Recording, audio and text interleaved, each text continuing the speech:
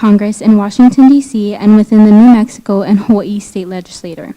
Her professional background also includes research and internship experience with Native-led institutions, including the Native American Housing Council and the Cherokee Nation businesses, as well as research work with the IAIA, Museum of Contemporary Native Arts.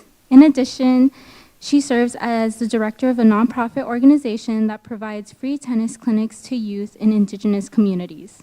Her interests include Indigenous sovereignty, land and water rights, cultural resource protection, and international law.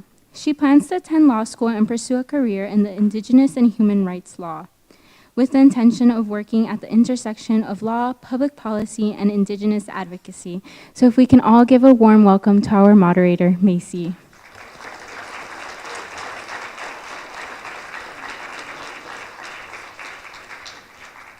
So sorry, I knew that was going to happen once I walked up. Thank you, Sam, so much for that introduction, and good evening, everyone. Welcome, and thank you for joining us this evening for this discussion.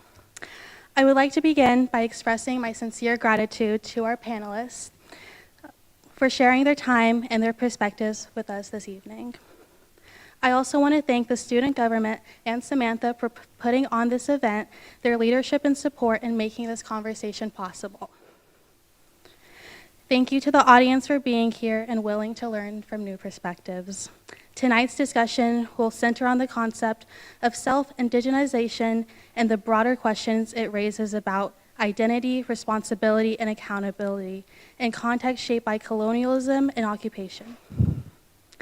These issues are not merely theoretical, they have real consequences for Indigenous people, communities, and institutions, particularly in academic, legal, and political settings.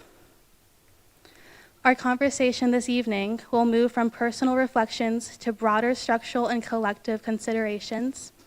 We will begin by grounding the term self-indigenization, then explore its implications for community recognition and sovereignty, before concluding with reflections on responsibility and the path moving forward.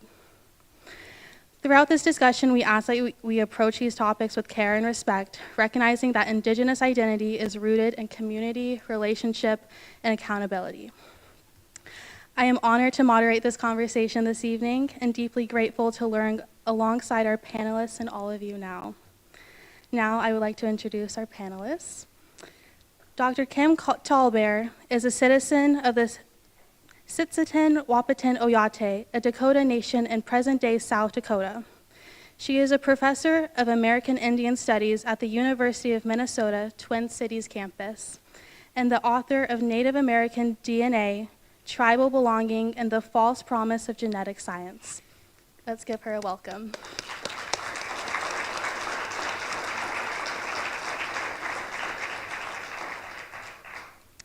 Dr. Kahala Johnnson is a Filipinx Hawaiian author who earned his PhD from the Department of Political Science here at the University of Hawaii. His work focuses on gender, queer, and polydecolonial love. Please, let's welcome him.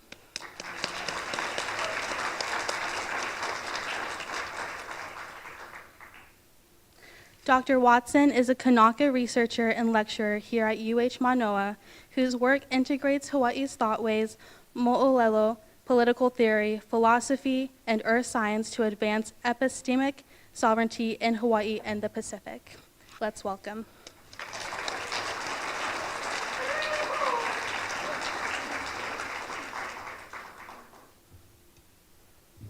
Thank you again, everyone, for being here this evening. To begin our conversation, I'd like us to understand the concept that brings us here together tonight. I will pass it to Dr. TallBear to introduce the term self-indigenization. Thank you.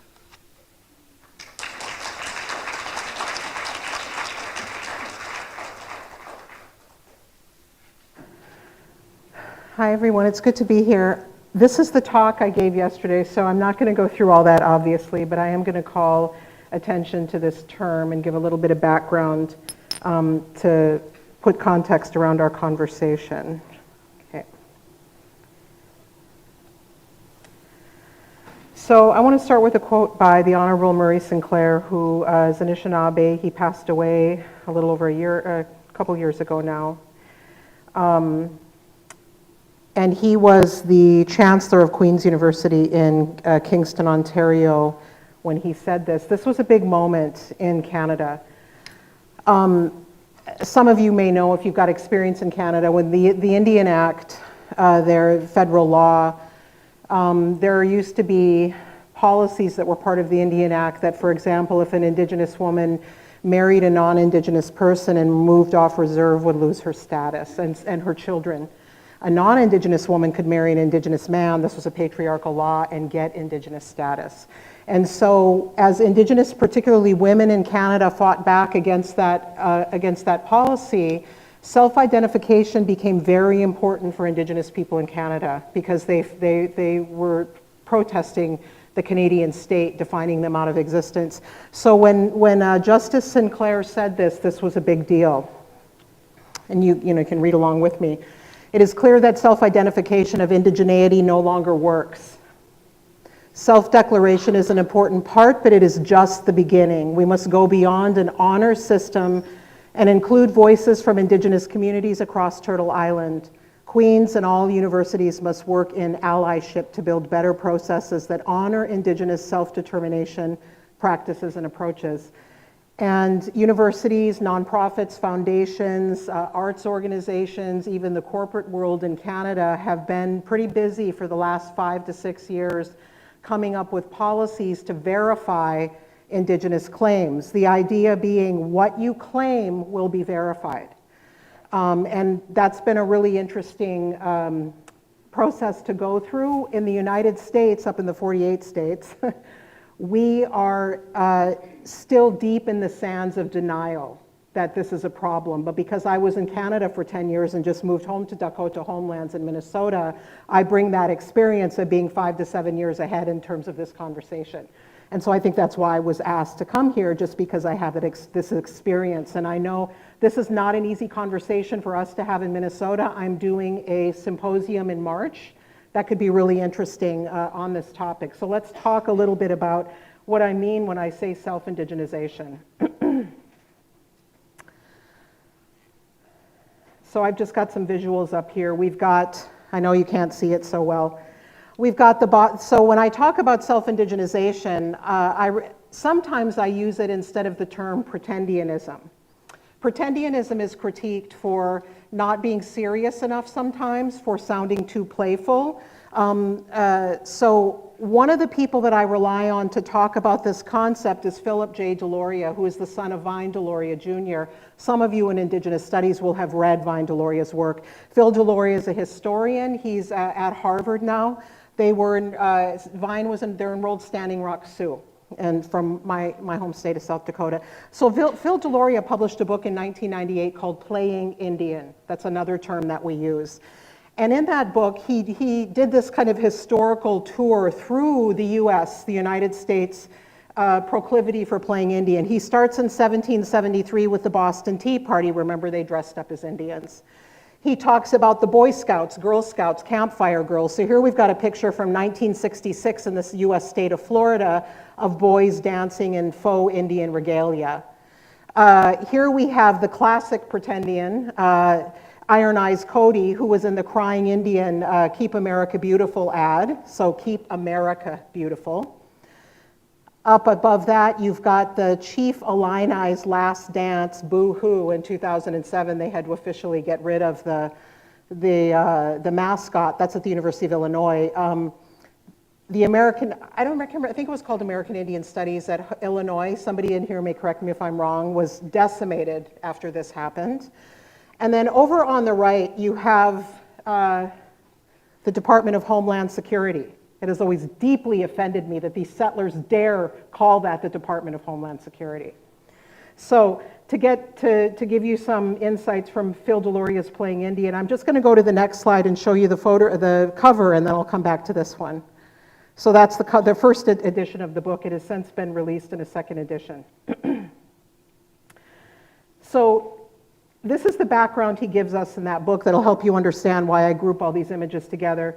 The Indians ever predicted an inevitable death under the advancing wheels of North American civilization dates back to the beginning of colonization.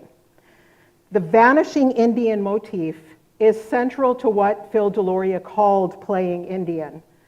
Only when the Indian was seen as conquered and dying were Americans able to turn him from an object of derision to be exterminated into a romantic icon of American heritage. In his 1998 book, Deloria traced the origins and the earlier practices of dressing up and performing Indianness in the United States. His historical account again begins in the 19th century. It winds through the 19th and 20th centuries. And then finally in the book, he also discusses 1980s appropriations of Indian spirituality. Now, in that book, again published in 1998, Deloria barely mentioned the most recent iteration of settler state citizens' centuries of Indian play, what is often today called pretendianism or indigenous identity fraud, and again illustrated on this slide by Iron Eyes Cody. Now, imagine 1998, though, in talking about this issue. We have a hard enough time talking about this today. I gave a talk on the Elizabeth Warren case at Harvard back in 2018 when she was running for the nomination for Democratic Party nomination for US President. And it was History of Science, interestingly, that invited me to give the talk because at the time, remember, she had just released her DNA test results. And I talked about why genetic ancestry testing cannot link you definitively to a place-based indigenous people, that these are continental level markers found in lower and higher frequencies throughout different continents of the world. And as we know in Turtle Island, we've got hundreds, if not thousands, of indigenous nations, and we may all share in different frequencies these quote-unquote Native American markers. So I went to Harvard and gave that talk about Elizabeth Warren, and Phil Deloria was in the room, and at the end he said, gosh, it didn't occur to me. I don't know, I hope it's okay that I say this. I like Phil. But he said, it didn't occur to me to write that chapter, and I didn't believe him. I'm like, Phil, really? Because I don't think you could have written that chapter in 1998. Like, the heavens would have opened, and there would have been terrible lightning and thunder, and terrible things would have happened to him. But he gives us the historical scaffolding in this book to make this argument today, and I am very grateful for his historical work. So, one of the things I think we have to remember is that indigeneity is a rights-bearing category in North America and internationally, and particularly since the 1990s, it's become this kind of global idea that links us together. I'm able to be in this room and have conversations with people and talk about our common struggles, right? We learn lessons of decolonization from each other. This has been a very important concept. It is also a concept that is being used so promiscuously that it is enabling people who do not have these place-based co-constitutions between a people or an indigenous nation and a land or a waterscape, but who are just thinking in terms of their individual ancestry going back to a continent. They are actually extracting and appropriating this term to make claims of rights for themselves. So because indigeneity is a global concept and it's a rights-bearing concept, and because whiteness is a global concept, whiteness will appropriate every last thing. This is what it will do. And now, because they were not able to fully exterminate us or eliminate us completely on paper, they will now become us. This is a final act of colonial appropriation, and we see this in the Department of Homeland Security. It's really offensive, really, and look at how they're acting. I mean, I'm coming to you from Minneapolis. So you've got these ICE agents on the streets terrorizing, beating people, right? People of color, also white people, are coming out. And it's been really interesting to watch, especially white liberals in Minnesota and around North America, be terrified, lament what ICE is doing. It's great that they're out on the streets, but when they say this is not us, they need to read a history book. Everything ICE is doing to Native and non-Native people on the streets of Minneapolis and St. Paul, that is how the white supremacists secured our land base. They starved people out. They put them in prison camps. They are now putting protesters they're arresting into a building that is right next door to the prison camp they put my Dakota ancestors in 1862. They then moved people out onto reservations after a few years in the prisons. They call them concentration camps. They hung in a mass execution, the largest mass execution in the United States in 1862, 38 Dakota men plus 2 more. Abraham Lincoln signed their death order. There is nothing ICE is doing that outstrips the violence and the dispossession that they did in 1862. And we need to remember that. The white supremacist state will do what it needs to do to maintain this land, and they're doing the same things they did to take and secure the land. So this is not fundamentally different than how they came to occupy that territory. All of this together is self-indigenization. Pretendianism is one form of it. And I will close with saying, I've been critiqued a lot, well, why aren't you working on more important issues? And my response is always, all of these issues are entangled. I work on what I work on because I got called into this conversation by the media largely, wanting me to comment on the use of genetic ancestry testing. The very first interview I did on pretendianism was about Elizabeth Warren in 2012, when her Republican detractors were saying, why can't she just take a DNA test? And I said, that won't help. And so since 2012, I've been called hundreds of times to make commentary in the media. I did not come to research this predicament or problem. This is the last thing I wanted to work on. I have taken a tremendous amount of hate on social media and in person for doing this. But because I was called in as an expert on the applicability of DNA to Indigenous quote-unquote identity, that's why I got into it. I'm also tenured, I'm enrolled in my tribe, I grew up in my community, my chair and my dean have had my back. This is why I do this work, because I am relatively speaking safe from the repercussions, the social and economic repercussions of doing this work. There are a lot of other, especially Indigenous women, who are behind the scenes doing this work, who are fearful of speaking out, because they are maligned on social media, they are attacked, they're afraid of losing their jobs. I've had women write me say, my children are being bullied. So this is why I do this work, because I can. And not everybody can do this work. So I think I'm at my 10 minutes, right? Okay, so I will stop. That's my intro to self-indigenization, and I want you to help understand the broader context in which this is an important issue to talk about. It's the issue I work on, it's not the issue everybody works on. Everybody works on their own. We bring our personalities, our dispositions, and our skill set to work on the issues that are important for Indigenous peoples. We don't all have to work on the same thing, and we should not be ranking our priorities in an order of hierarchy, right? We need everybody to do different things in support of our people's sovereignty and well-being. So, I'm done. Thank you.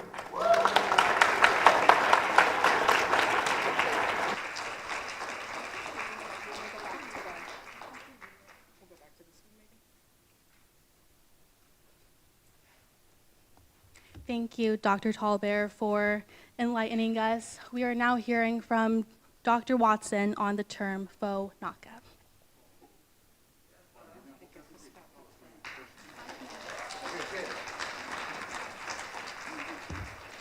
Aloha. Talk about improv. I'm not mic'd because there was feedback. So I'm going to talk loud and hopefully everyone can hear me. So, mahalo everybody for coming, and yes, this is a super important discussion. And it's interesting, I thank Dr. TallBear for her brilliance and the work of sharing what you were born to do, right? And how we do things is each of us has to be different. And yeah, I joke because something she said, that idea of being too playful. For me, my strength is humor. And again, I'm not sure, okay, I'm not sure if I should say this out loud, because sometimes I color in the danger zone. But if I don't couch what I see in the universe and what I experience in my body in humor, chances are that my knowledge of chemistry, engineering, you should check suspicious packages. You know what I mean? Like I go, like if I don't cover this rage with humor, then it's all gone. So I have to be playful. I have to see us existing in the academy, us existing in Hawaii as a game, because I want to continue playing it. And I see a day when all of us can play it together, and that there's more chances for everybody to win, and not just some people's and not other people's. Does that make sense? So with that, the idea of pretendian, I go, what is a Hawaii version of a pretendian? And so what I say, I decided it was a Faux-naka, like F-A-U-X-N-A-K-A. Because I identify myself as a bush naka from Kahala, from the back of the valley of Ahui. And although I present as a Krakanaka, because if I wanted to present as white presenting, I would have to focus and speak good English. But I could play the game like that if I didn't have morals. But anyways, So I've been using the word Faux-naka because in Hawaii, there is this experience of, what Dr. TallBear is saying. Like people taking really taking up choke space. And especially like I'm in where earth science meets mo'olelo and ike Hawaii. And there are people that occupy positions that were designed for an indigenous person or a Hawaii voice.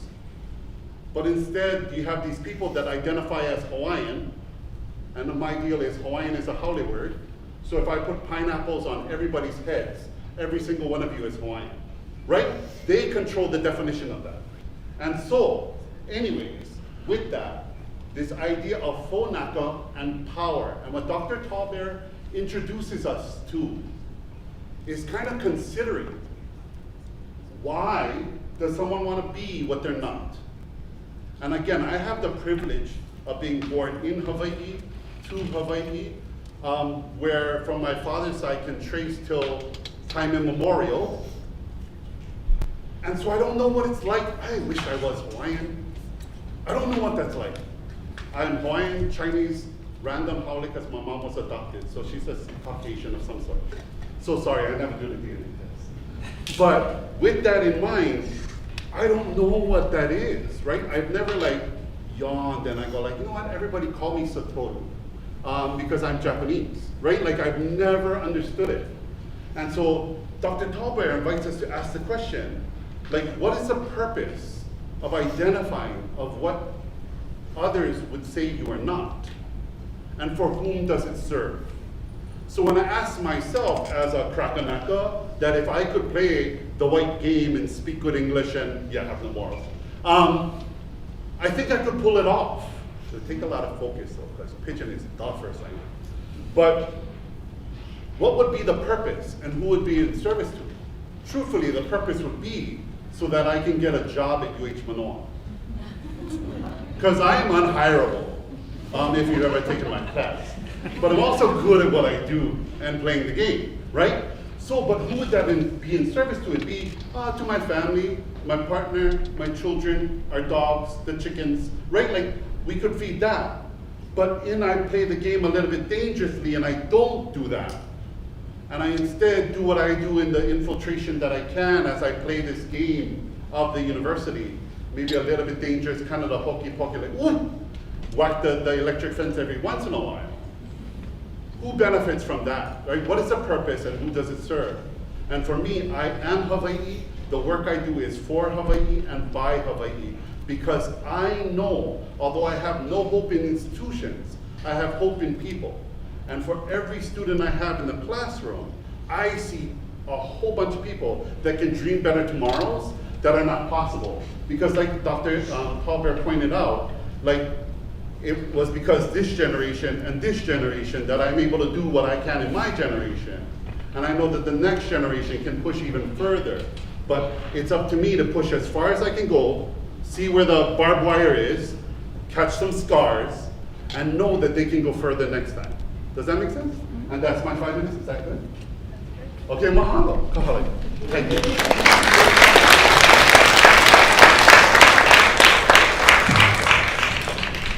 I think we're standing.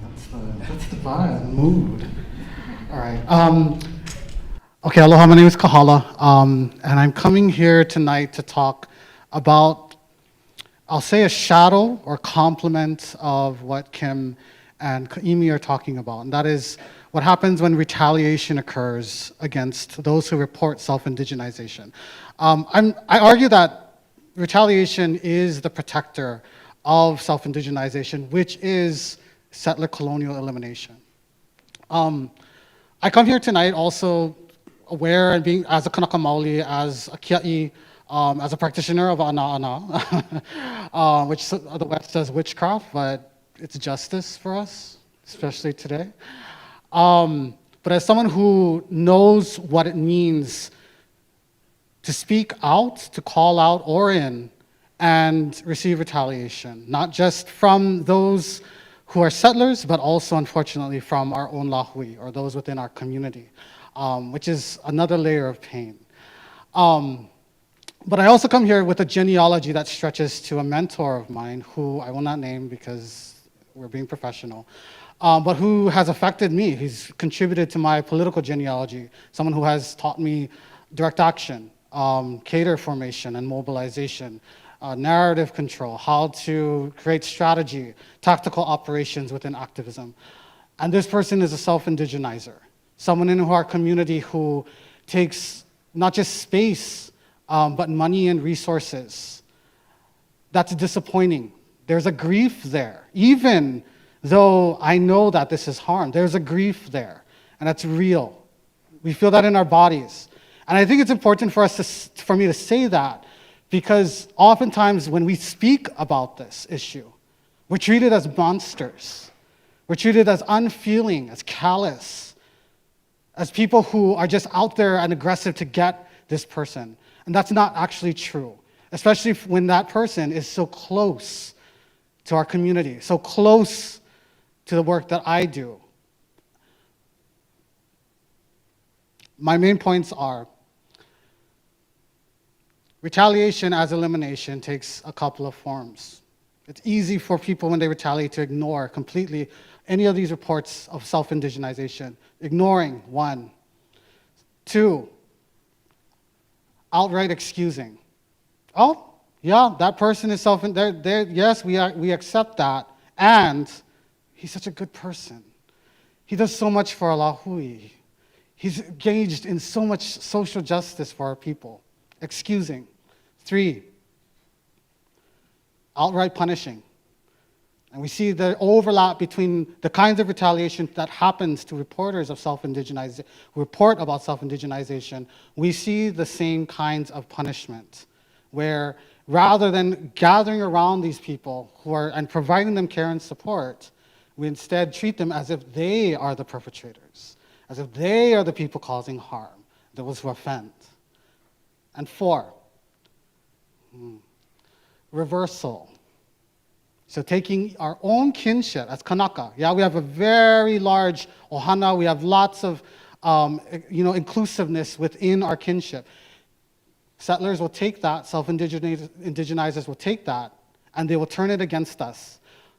Why are you being like that? We love everybody. Yeah? Oh, you're queer. Don't you have all the, that's relationships. We need to show queer love to these people. That's not abolitionist. This is punishment, calling people out. And the problem with that is that the power asymmetries and material imbalances are not being seen.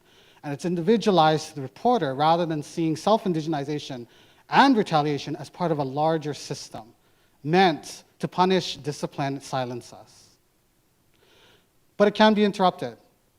I believe that there's dual power involved, which means building what Kim is talking about within institutions to have accountability there, but also within our communities. We need to do better to be able to care for and center the most harmed, and center the people who report their needs, their safety, their care. That's my work as somebody who works in transformative justice and community accountability, helping those who are survivors of gendered and sexual violence, both from external, from outside our movement and our community, and within it. Yeah, I believe that's possible. I believe we need to take up that work.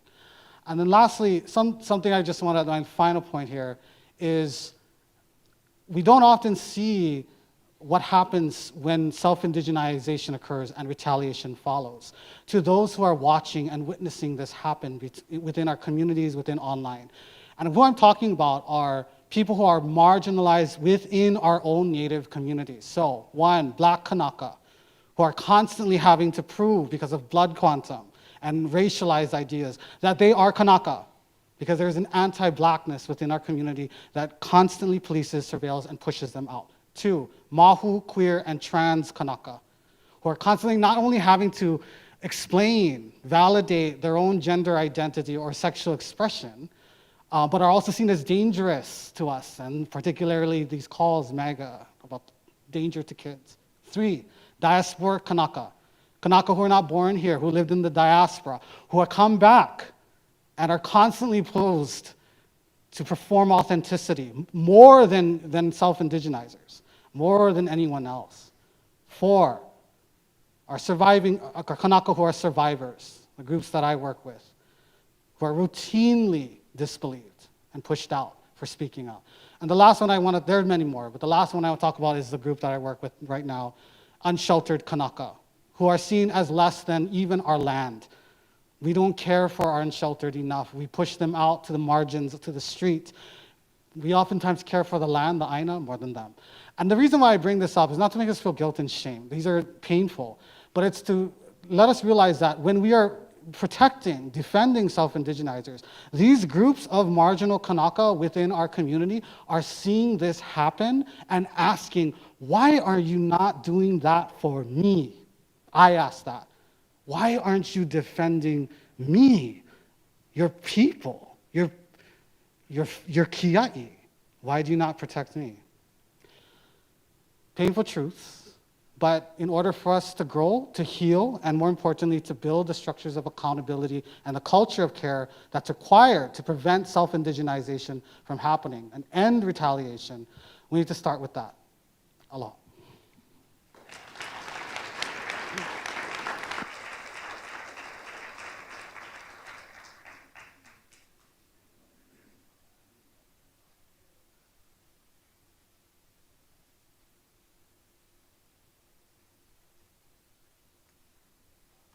Thank you, Dr. Johnson.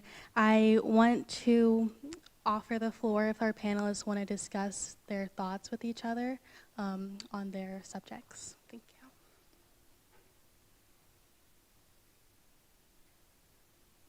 Oh, I would have been taking notes about, because I was thinking about what you each were saying. Do you have something you want to start with? I'll start. Okay, yeah. Because the thing that I want to, again, like, what is your purpose and who is it in service to?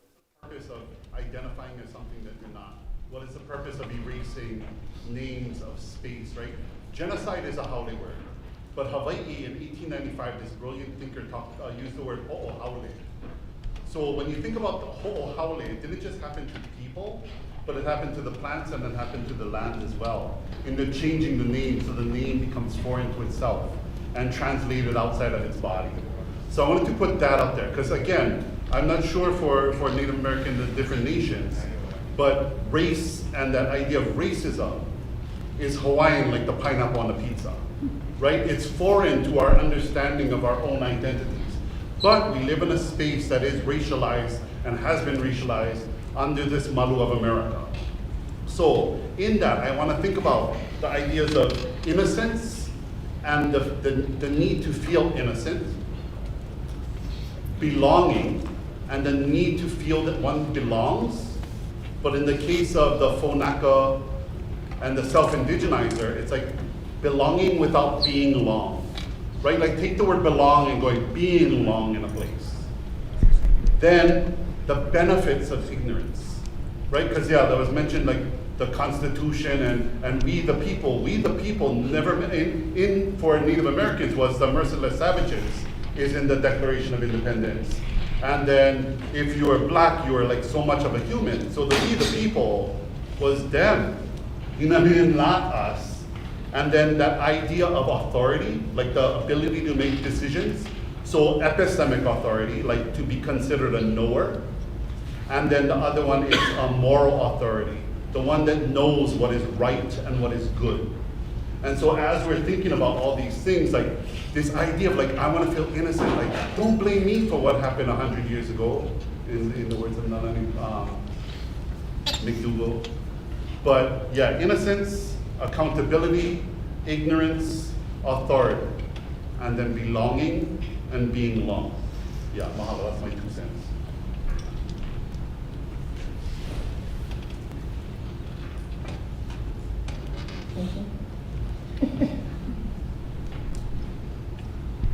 Something you said, should I say something? Something you said,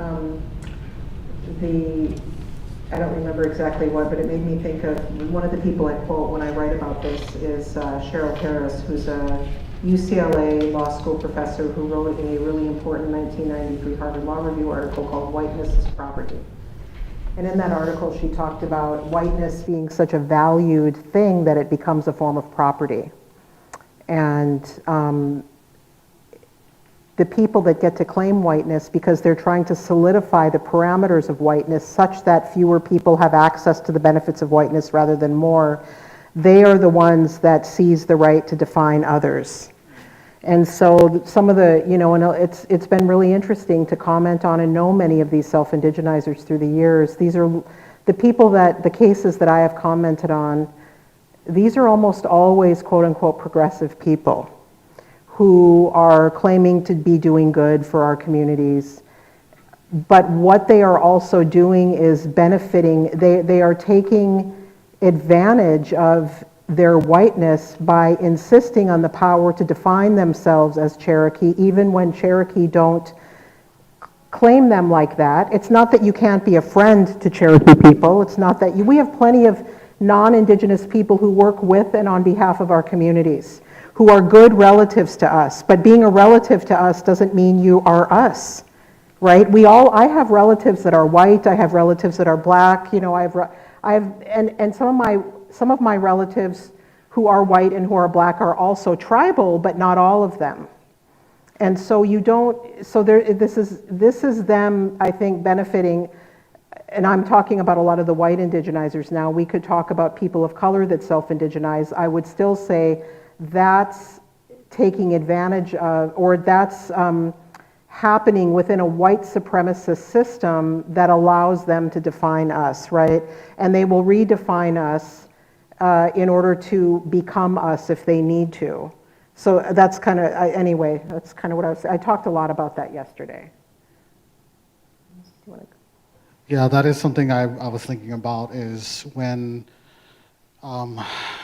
people of color or settlers of color utilize white supremacy and the architecture that's been placed there to be able to self-indigenize. That's something that I find more common here in Hawaii, because white folks are actually not the majority. There's more folks of color.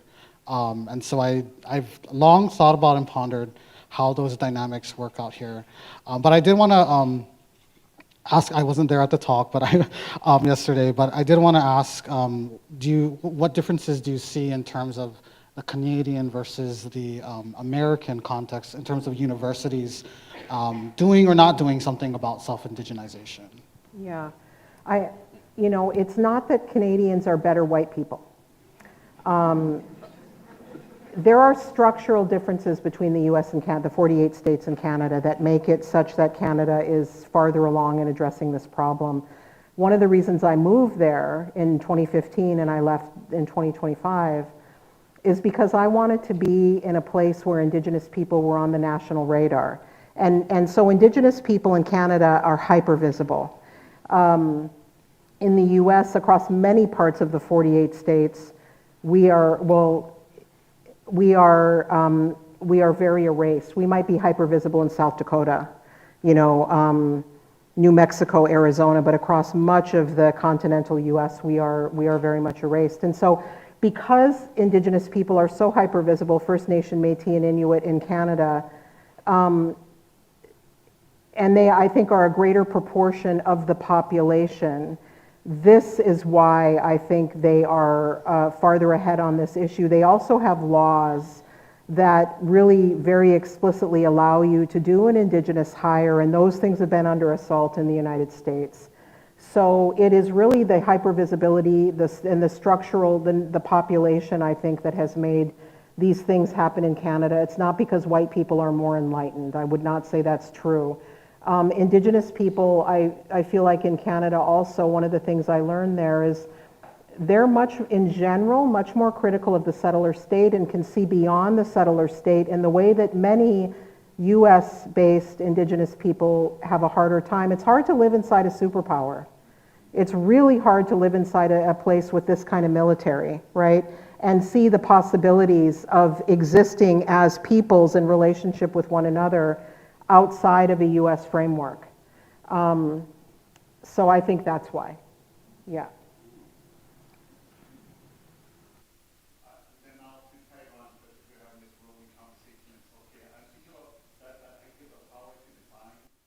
And then how aloha is being defined for us, right? The Hawaiian dictionary, the Hawaiian English dictionary was made for who? Not for Nakas. You know why? Because we already spoke the language. You never need to look them up. a dictionary is a tool for others to use. And so Andrews made the dictionary in 1848 and 49, not for Hawaiians to look up words, trust, right? Was for missionaries to translate Hawaii into a Christian corpus. The dictionary that came after, Pukui Albert in the 70s, 80s, was to translate that Christian corpus, into a contemporary American, modern American corpus. But even in our definitions of aloha, now we have the aloha of Jesus, not the aloha of maybe umiali loa, right? Like I can kill somebody if you act out of pocket, right? Makau was killed because, not because of hatred, but because there was so much aloha for the community, for the aina, that this person that was a junk leader needed to be taken out. And he was killed with aloha, right? And then we have the word haole, which I get busted for using all the time. But again, haole is a Hawaii word. But where did people learn the word? Where did Joey Carter think that it was a swear word, like the N-word? Why can the Kamehameha schools, an indigenous boarding school, which I graduated from, /survived, doesn't want to use haole brownies anymore? They cannot serve haole brownies, they call them Kamehameha brownies, but they serve plantation iced tea. Which one has a longer history of violence and people actually bled and died? Right? Think about that. But who gets upset by the word haole? And who has the power to define? Right? So I want to think about that. And then the other thing that you said, in this progress of what self-indigenization is and how you make a land that is not your land, your homeland, such that you're pushing other people's out. You know what I mean? Like this idea of uncharismatic megafauna. And I write about the Pacific, right? Everybody's like, oh, the Caucasians, let's save the whales and let's save the dolphins. But all you nappy-headed coconut eaters can jive. Because we're the uncharismatic megafauna that disrupts the paradise that they wish they found. The Eden that they got kicked out of, right? The coconut eaters occupy them, we have to get rid of them unless they become cute and performative. And yeah, that dances, right? For the show, but not a dangerous indigenous person. So this idea of uncharismatic megafauna is how we're being treated. And then what does it mean to be that and to own that? That kind of label that is thrust upon us, because I think it's cute. But how do we exist in spaces like that? And like things to think about. Really, yeah, because they'll rally to save the whale, do $1 million to do a snail, but our houseless uncles, right, and our houseless aunties, our houseless like Hawaii Oiwi, that have been here since been. Lucky if people give them $1 and throw them as they walk by. Oh, they're gonna use it for alcohol. You know what I mean? So yeah, things to think about. So Maha. For the record, you're very charismatic. Just so you know. Killing with aloha. That's a really interesting thing. Not just from the mo'olelo, the story, but the awareness, I think, of like taking action, direct action, in order to care for the other relations around. And I think that's something that the weaponized version of aloha is used as a retaliation, right? Why aren't you showing love for so-and-so who is posing as someone who they're not, and not necessarily having to deal with all the things that we have to deal with as Kanaka? I think that's something that I've encountered a lot in our community. And it's a strength. We are people of aloha. We do have love. We have care. Yes, absolutely. And like that's retaliation and settler technique I talked about, assimilating and reversing, those very aspects of our culture and our kinship are so quickly taken and translated into mistranslated or interpolated into what's comfortable for the settler, for the self-indigenizer. And that's challenging because it's hard to go up against the aunties and uncles being like, it's not, why aren't you showing aloha? It's like, it's not about aloha, it's about power. It's about elimination. It's about not being heard or defended, not just ourselves, but all those marginal Kanaka that I talk about. And witnessing that, we gotta be real. To have aloha in the way that chief did in that story, I'm not advocating that kind of level of violence there, you're not gonna get away with it, but accountability, that's what it feels like for a lot of the people that we call up/in, is if we're trying to kill them, when in reality, that's what's happening to us. So, just some thoughts. One of the things you mentioned is a pattern that we've seen in Canada in particular, and they call it grooming elders. And so elders get groomed by self-indigenizers. And I wonder, I haven't studied this, but I've been around a lot of these cases. Our elders grew up in a time in which there was violent, explicit anti-indigeneity, right? And so to them, who were in physical danger, right, of violence, had to listen to disparaging racist language every single day, even if they walked down the street. This seems like, well, they want to be like us. They appreciate us, right? And so it's been difficult and you're right, it's hard to speak to an elder about this stuff, and you can't it's really hard to call into question their sense of wanting to include, right? Because it's such a stark difference for them. But I think this elder grooming is a really interesting term that people have come up with, right? Because again, people are acting extractive with them. They're extracting their care. They might be extracting the relationship in order to, they'll be trying to get close to an elder that's got ceremonial knowledge, right? Instead of caring for them and treating that with a kind of respect. I don't know what your culture is like, but in my culture, you don't have a right to know everything. And I don't get to just go home and push my way into a ceremony that I have not been invited to, or that I have not been prepared to go to. There's a lot of preparation for some of our ceremonies. And I would go home and be like, well, I don't have a right to be in there. I'm not ready. It's just not my place right now. And so we know when we grow up in community how to treat these things with care and with humility. And a lot self-indigenizers approach this, I have a right. I have a gaping wound. I was disconnected. It's my right to come back and have this. And that a lot of times just tells me they don't actually have any kind of relationship with community in a sense of understanding of their place in that community, which is we don't all have a right to every single thing in our community. So. Mahalo.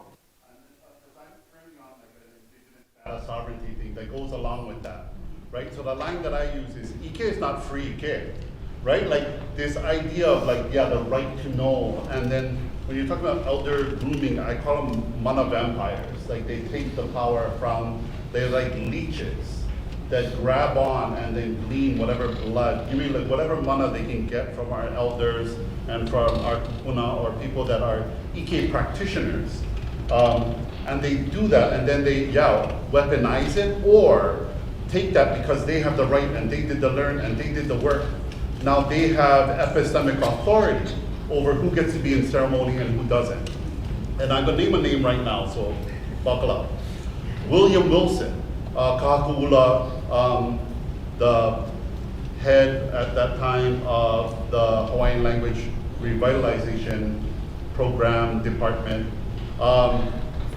who is not Hawaii, but he said that he was more Hawaii than Haunani Trask because he could speak Hawaiian, right? So then he learns this language from our ancestors, from our community, does this, and then uses it to say that he is more Hawaiian than Haunani Trask, who, like, we are taught, I'm going to go, Indigenous boarding school survivor, as a border, right? Like, we were taught that Hawaiians used to do this, if you want to be a good Hawaiian, if you want to be on the OEV edge, you have to basically abandon all those things to do these new, modern, contemporary things, right? Then you become ashamed of what that was, except for I can sing a song and I can chant the chant and I can dance at the drop of a dime, right? I'm trained for that. But everything else was ancient Hawaiians used to. Your ancestors used to, right? Like that line, ancient Hawaiians used to grow kalo. I got some in my front yard, right? Like, but that idea of making us past and making us past tense, and then in terms of the academy, like how it's weaponized as Native Hawaiian place of learning, where everyone, and even in the policies of this university, they talk about the story of Haloa and the Kumulipo or whatever, and how everything is born. And there are pictures of Kalo, of Haloa, all over this campus, through brochures on the website. You can see it everywhere. Where can you eat it? Is it served in our dining halls? Is it served at the Starbucks or the Subway? Right? It's something to see but not to sustain. Yeah? To like admire but not fortify. And so even in like the most subtlest of ways, how we're translated out of the body, out of the aina, out of this, into some image of the fantasy, right? Of what we want, these native savage coconut eating megafauna to become charismatic as how we want them. We want them to be cute in this way, but not dangerous in that way. So Haunani Trask can't be the Hawaiian, or as Hawaiian as Pila is, because hikiaya ke ola Hawaii. You know what I mean? And that then this idea of identity through, grooming, and then people supporting it. Like right now, I'm sure if someone sees this, I will get busted from the Olala Hawaii community, but they used to me, and they're used to busting me as well, for saying that about him. Because he is a hero of Hawaiian language revitalization. I clap it up for him. That's fantastic. But then when you weaponize that skill that you learn, that you're able to navigate in the academy, to glean from our communities, and then say, I, as a not Hawaii person, am more Hawaii than that person, who is a Hawaii person, that has lived through different experiences, sometimes because attending an indigenous boarding school teaches you to distance yourself. When we were talking about race and like, I didn't realize I was white, or white passing Kanaka, until I got to this campus in 1992, because I grew up in a Hawaii community, and I went to indigenous boarding school. I wasn't racialized as white.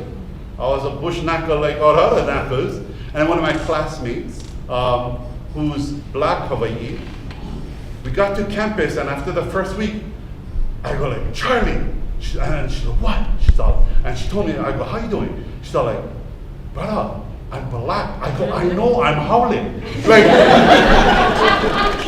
but this is the first lesson I learned at the University of Hawaii at Mānoa, was outside of my community, I became something else. And I'm gonna say, like I talk about, I'm playing the game of the academy.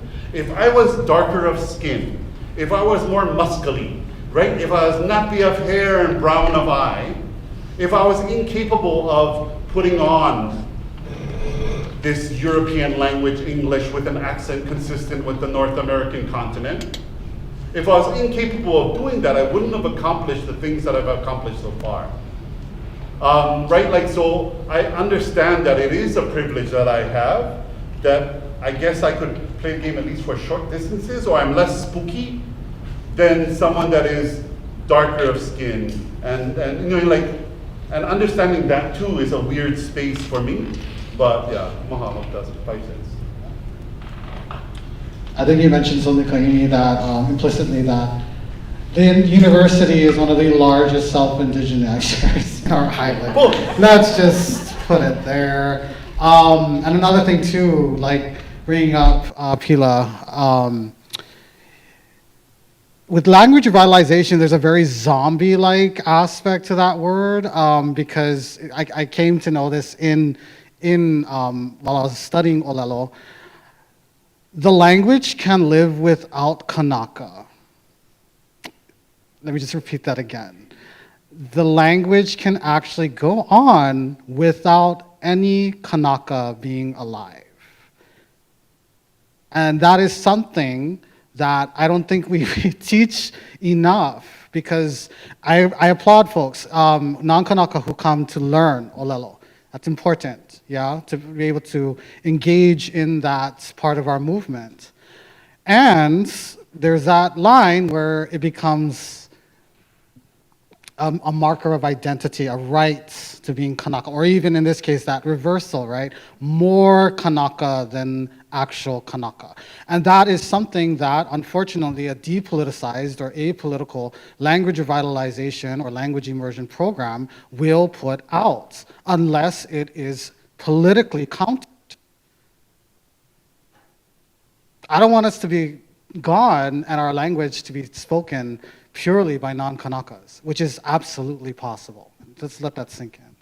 I'll name two, since my brother over here, Ron over here is naming. My mentor is man of color, Andre Perez.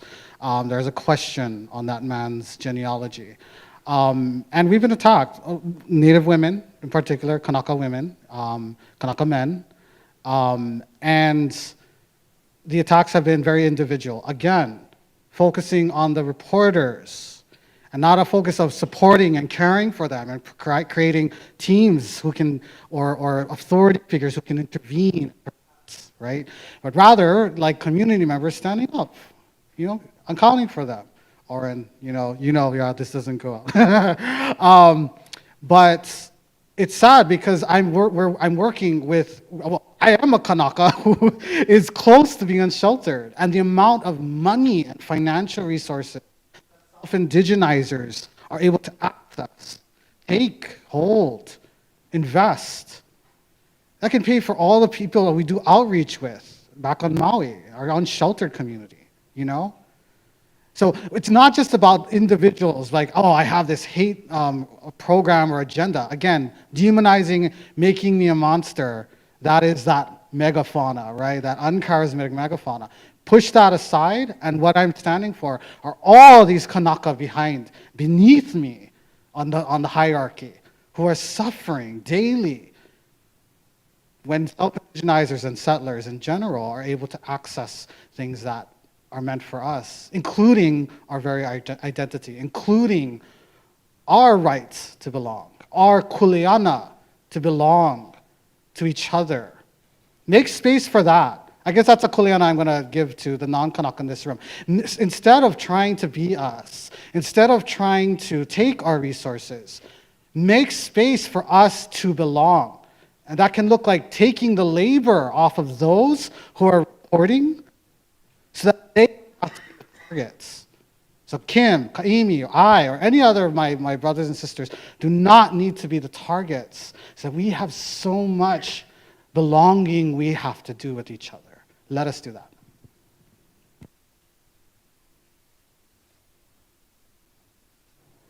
I think our moderator has questions for us. Yes, thank you. And thank you everyone for sharing your thoughts and perspectives.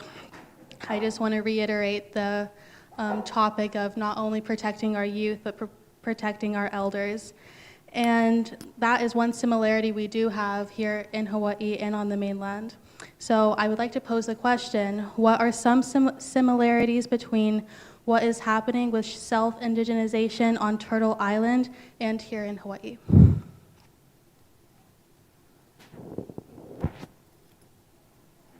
Is that from? Well, I don't have expertise down here. I can tell you the patterns I've heard you talk about. I don't remember which one of you it was. It was the language revitalization, right? So we've seen that as well around, our Lakota, Dakota language. One of the things that reminded me when you were talking about that is it's an example of when somebody says, well, I know the language, therefore I'm more, you than you are. What that's doing is individualizing, and this is why I have trouble with the word identity too. I'm not talking about identity when I'm critiquing Indigenous quote-unquote identity fraud or self-indigenization. That's another quote by Phil Deloria I left out.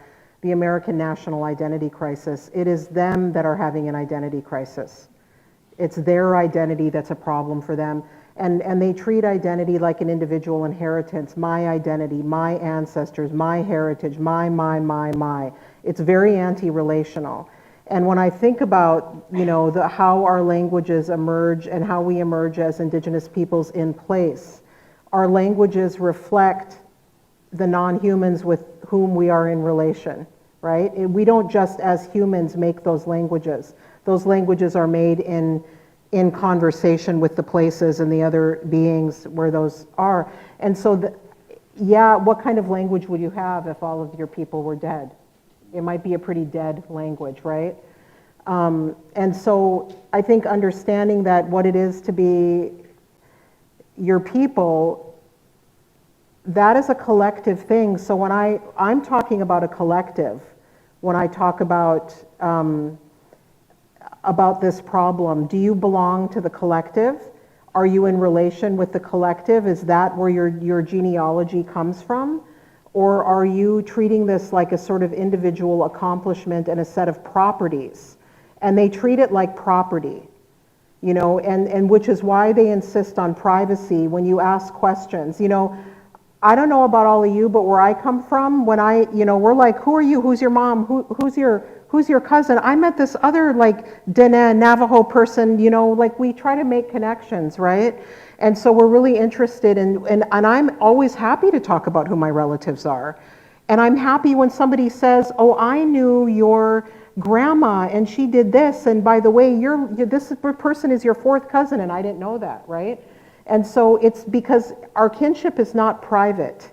It is not like a private belonging that we have to hold and be stingy with and hide away somewhere like a piece of gold. And so when somebody is very private, insists that it's private, insists that it's individual, that tells me right away that we're not talking about the same thing. I'm talking about being in relation with the collective, and they're talking about claiming that identity as a form of property that they get to hang on to. These are very different things.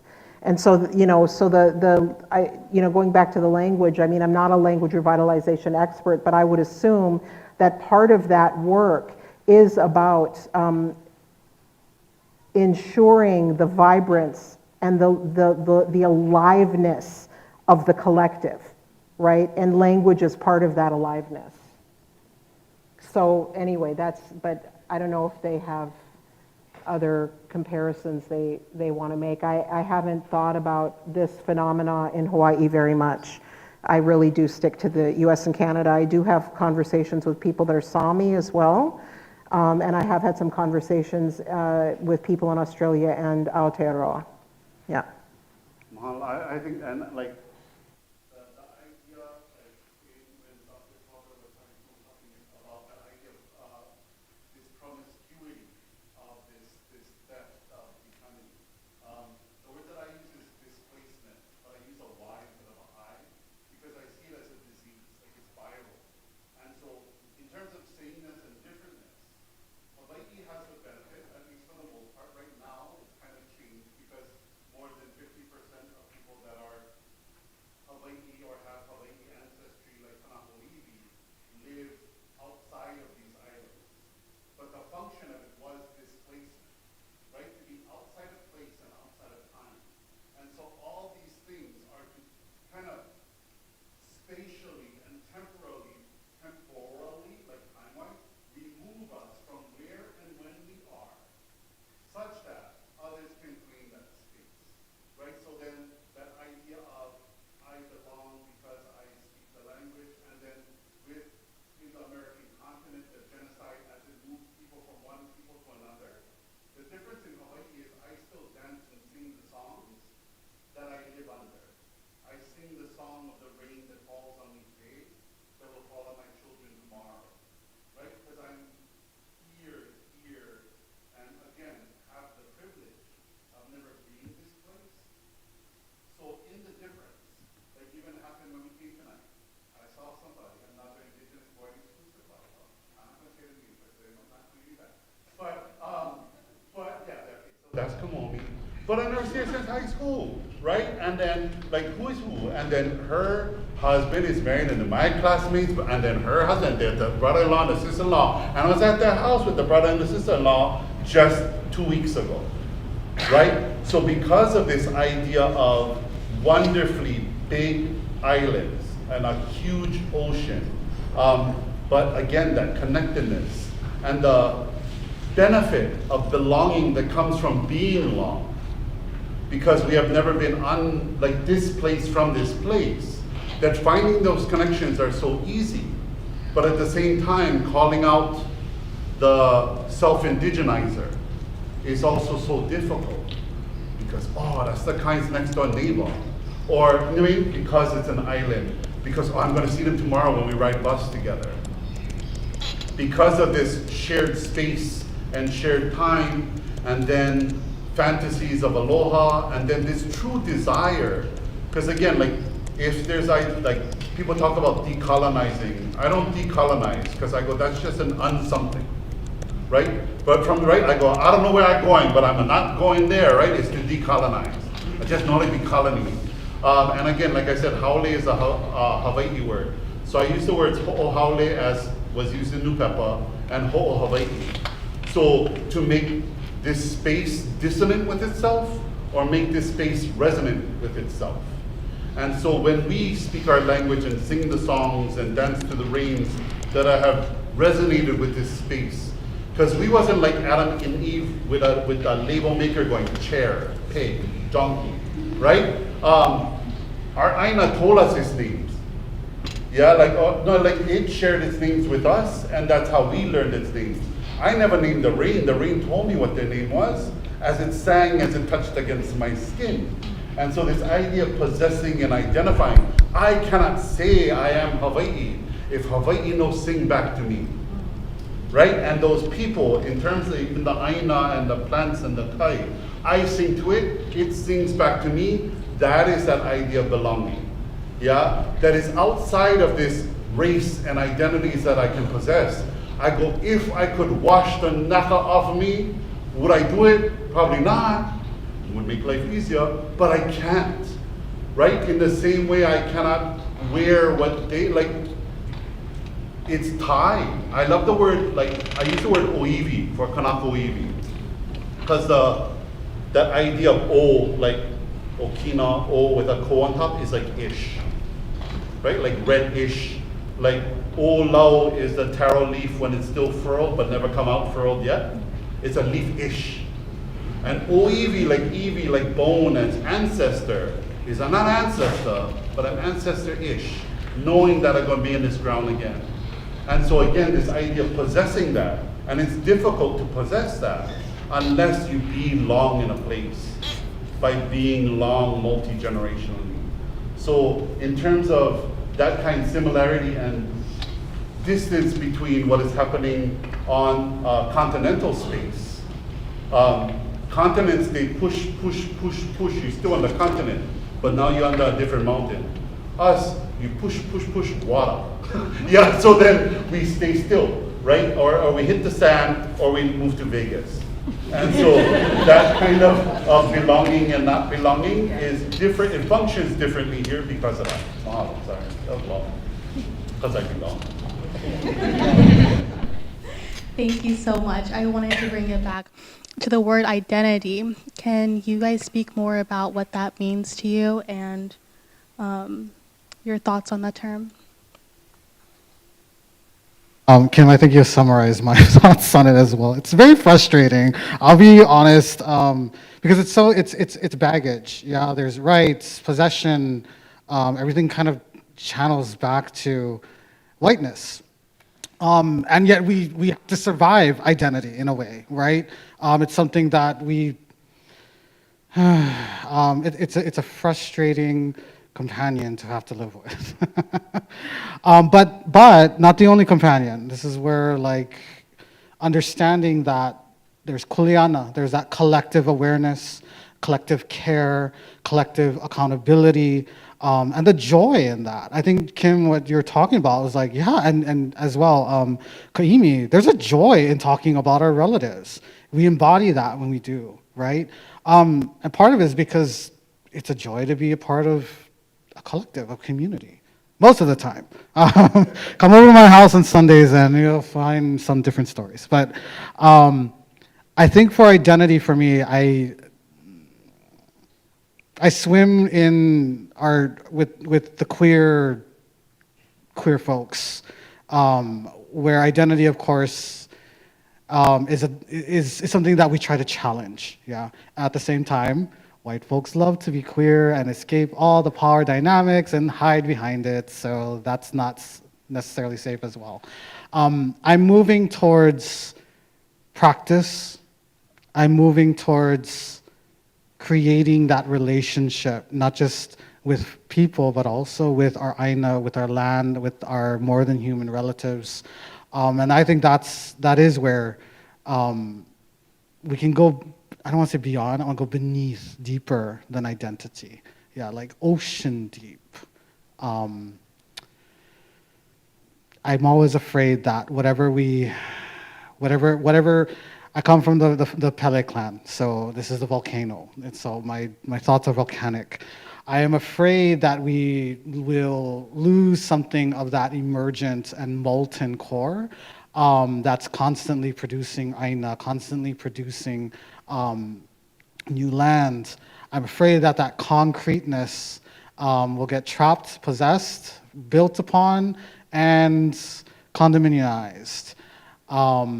And so I think identity for me is a trap, I'll say it that way, that we are trying to get out of so that we can get to the depths of that relation, to remember the depths of the relation, and to practice new ones as well.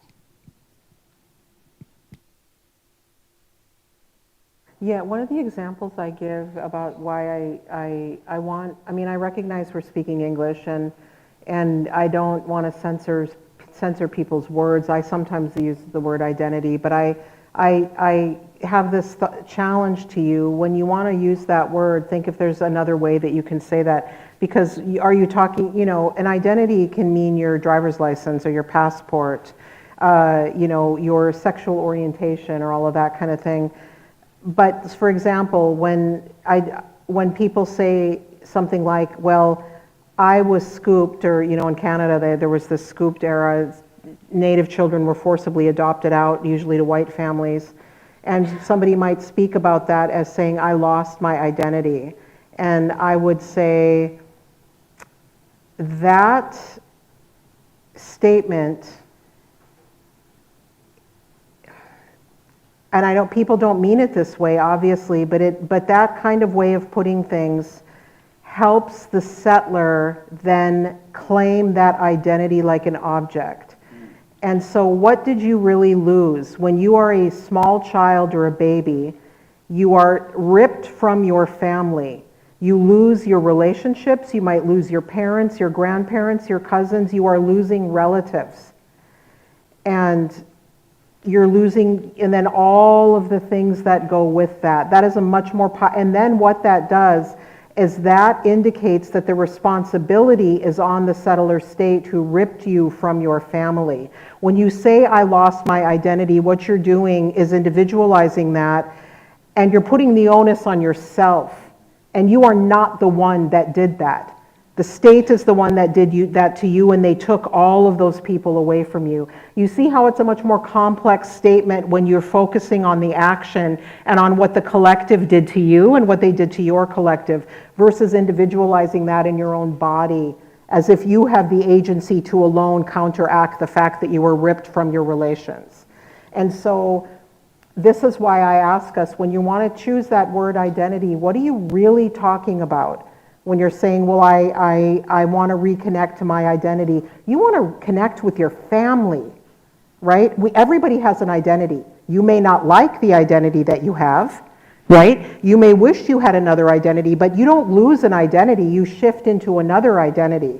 So let's focus on what was really stolen from you. And I think by being critical of that word identity, we can get to the heart of the matter and really start talking about what really happened, versus always making everything about your own individual, I don't know what other word I would use for identity. I just don't like this word. I think it obscures the problem, and I think it lets the settler state off the hook.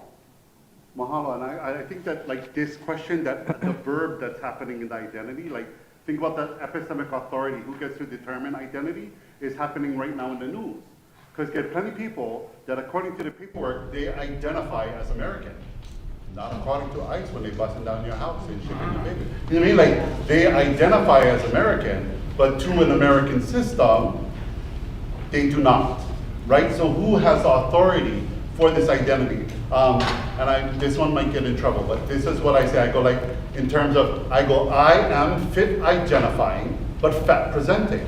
Like, I'm a chubby boy, but in my head, I'm fit identifying, right? And as much as I truly believe I am fit, my pants, my belt, and my shirt tell me I'm fat. You know what I mean? And that's the thing, right? Like, who has the authority, especially as right now, because we're talking about in class today, I teach American politics, dangerous, yeah? But this idea of identity, who has the control of it, right? Like, as it's going now, like, I am American, I am this word, so that's why I like the practice, right? The practice of Americanity, perhaps. The practice of Hawaii, that's why I like the ho'o Hawaii.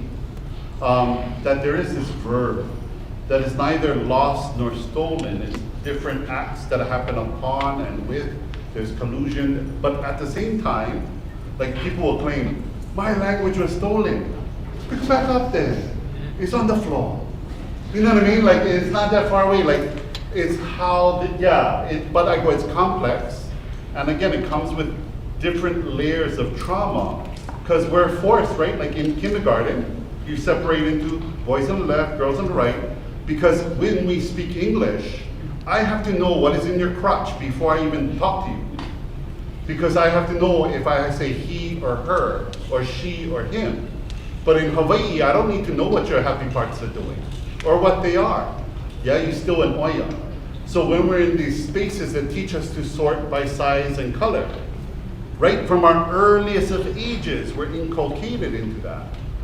Then this idea of identity, I am a little brown bear that sits at this there. You know, like, I am a circle, I am a square, I am this need to identify, to categorize oneself, such that whatever I am, as Brucey Kaimi Watson, is translated in a way, and I can be grouped by some other that has epistemic authority to define what it sees that I am. Does that make sense? That's a lot, Jack. Anyway, mahalo. Thank you. Good question. Thank you so much. I just wanted to ask the audience really quickly, who here is a student at the university? Who is faculty? Who is a community member? Thank you so much for sharing. I just wanted to redirect us to some questions that were asked through the Google form. And the first one I'll start with is, why has this concept become especially urgent in this political and academic moment?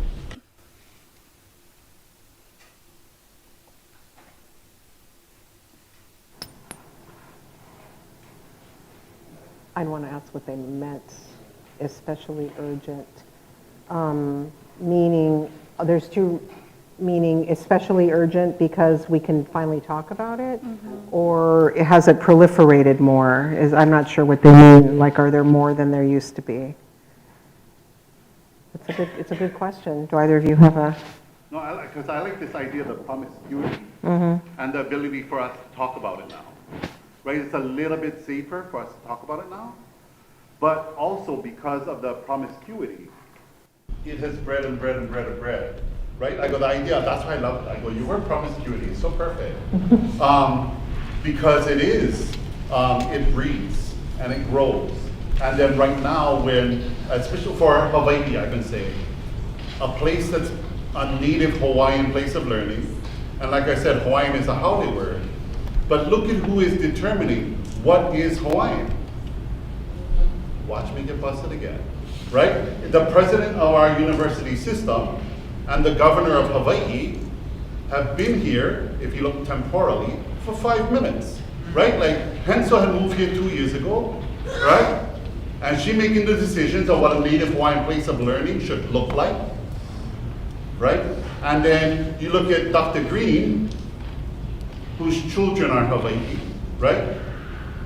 But ultimately, the governor that is the boss of that system, again, gets to make a determination of what we are and this, this label of not just people, but of spaces.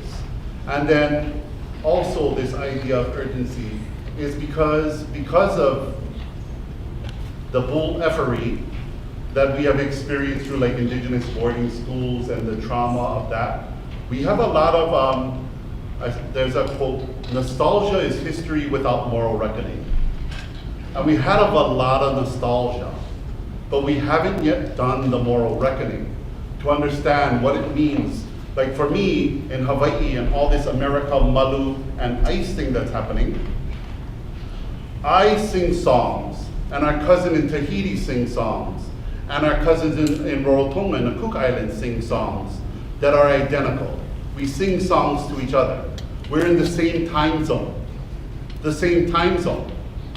But our cousins in French-occupied, the Tahiti Maohi Nui, speak French, right? They're colonizers French, so they know more about France.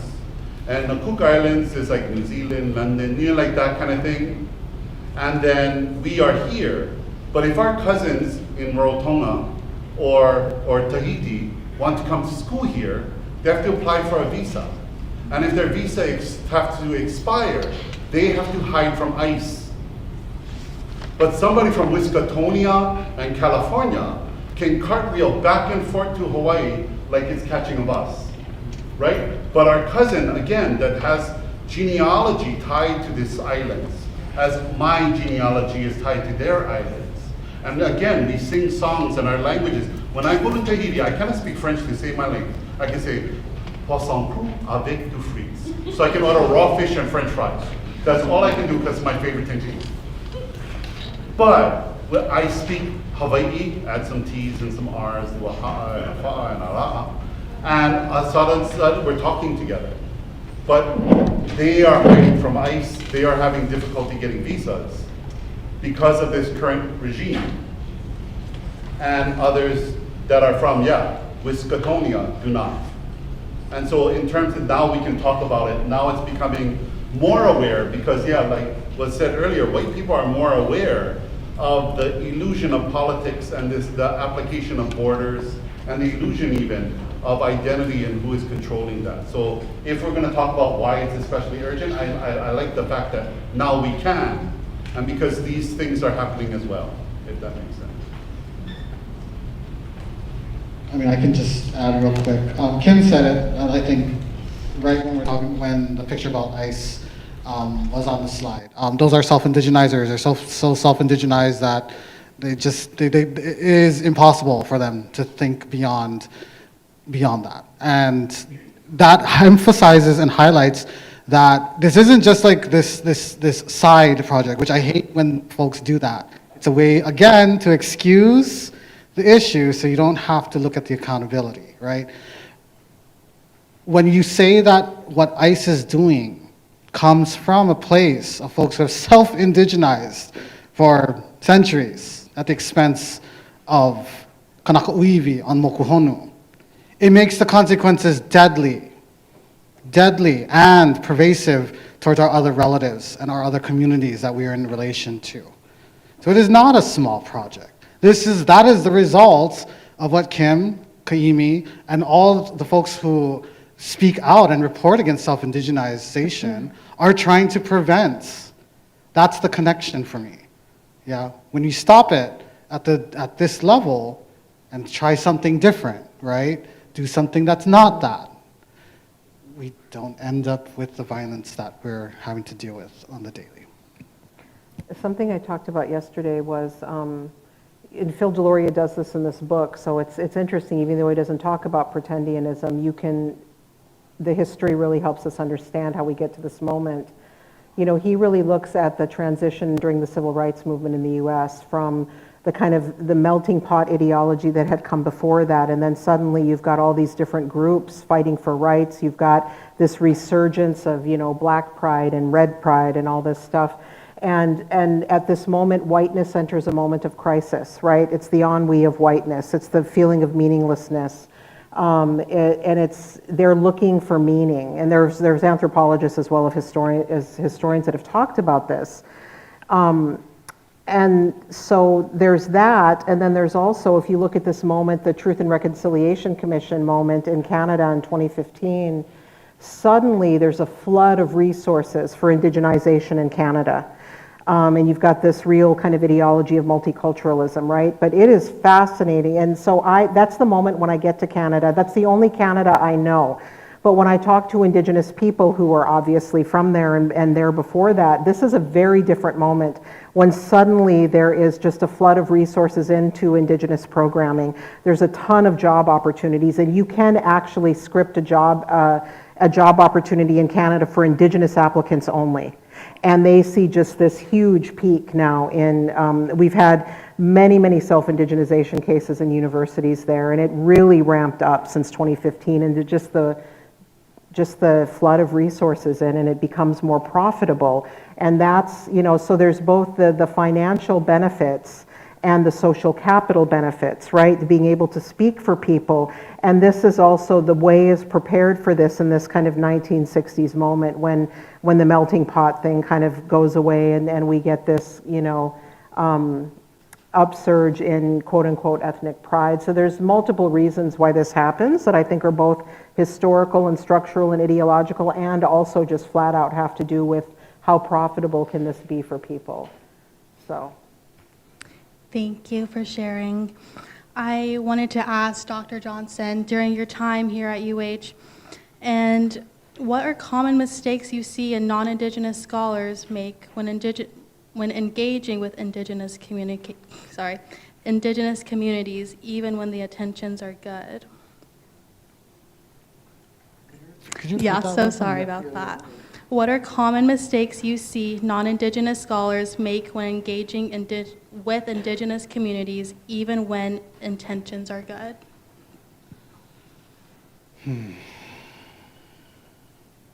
I think I'll answer one thing, because there's a lot.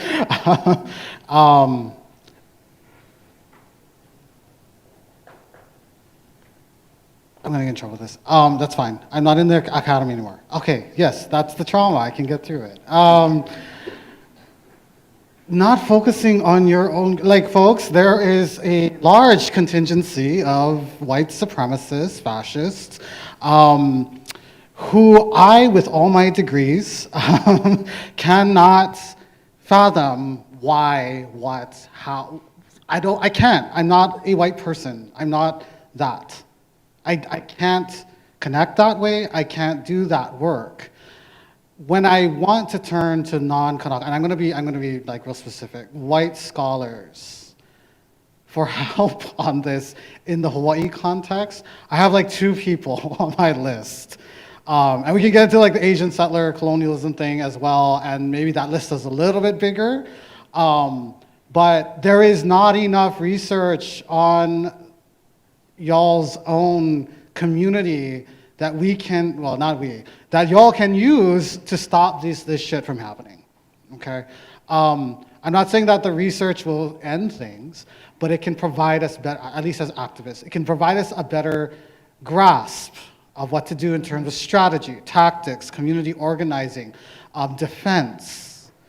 I do not have those resources right now. So if you folks, I'm study what you want, I'm not here to police that, but we really need folks to be talking to your own communities, researching this and getting that information out. Caveat, without the privileges of being an expert, with the visibility, because that's a whole nother thing. You might dodge the self-indigeneity thing, self-indigenizer.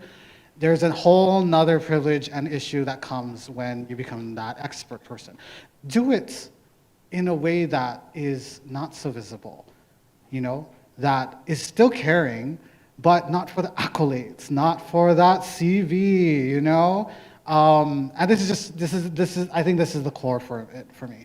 We don't have enough of that. I don't have enough for that. I have people asking, what do I do? I'm like, don't ask me, ask your people.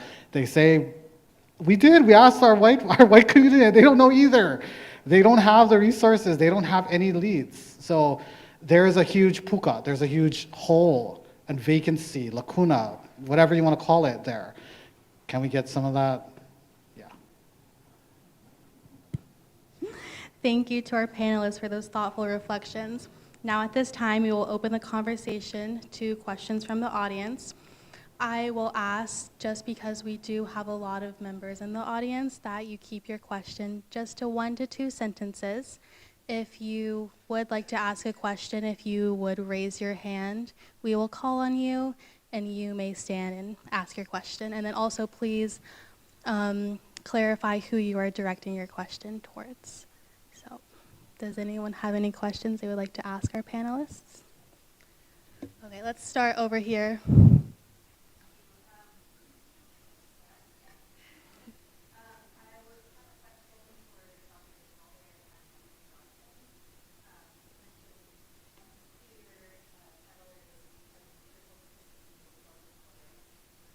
Oh, distancing themselves from whiteness by hiding behind the queer folks distancing themselves from whiteness by, is it on? Hello? There we go.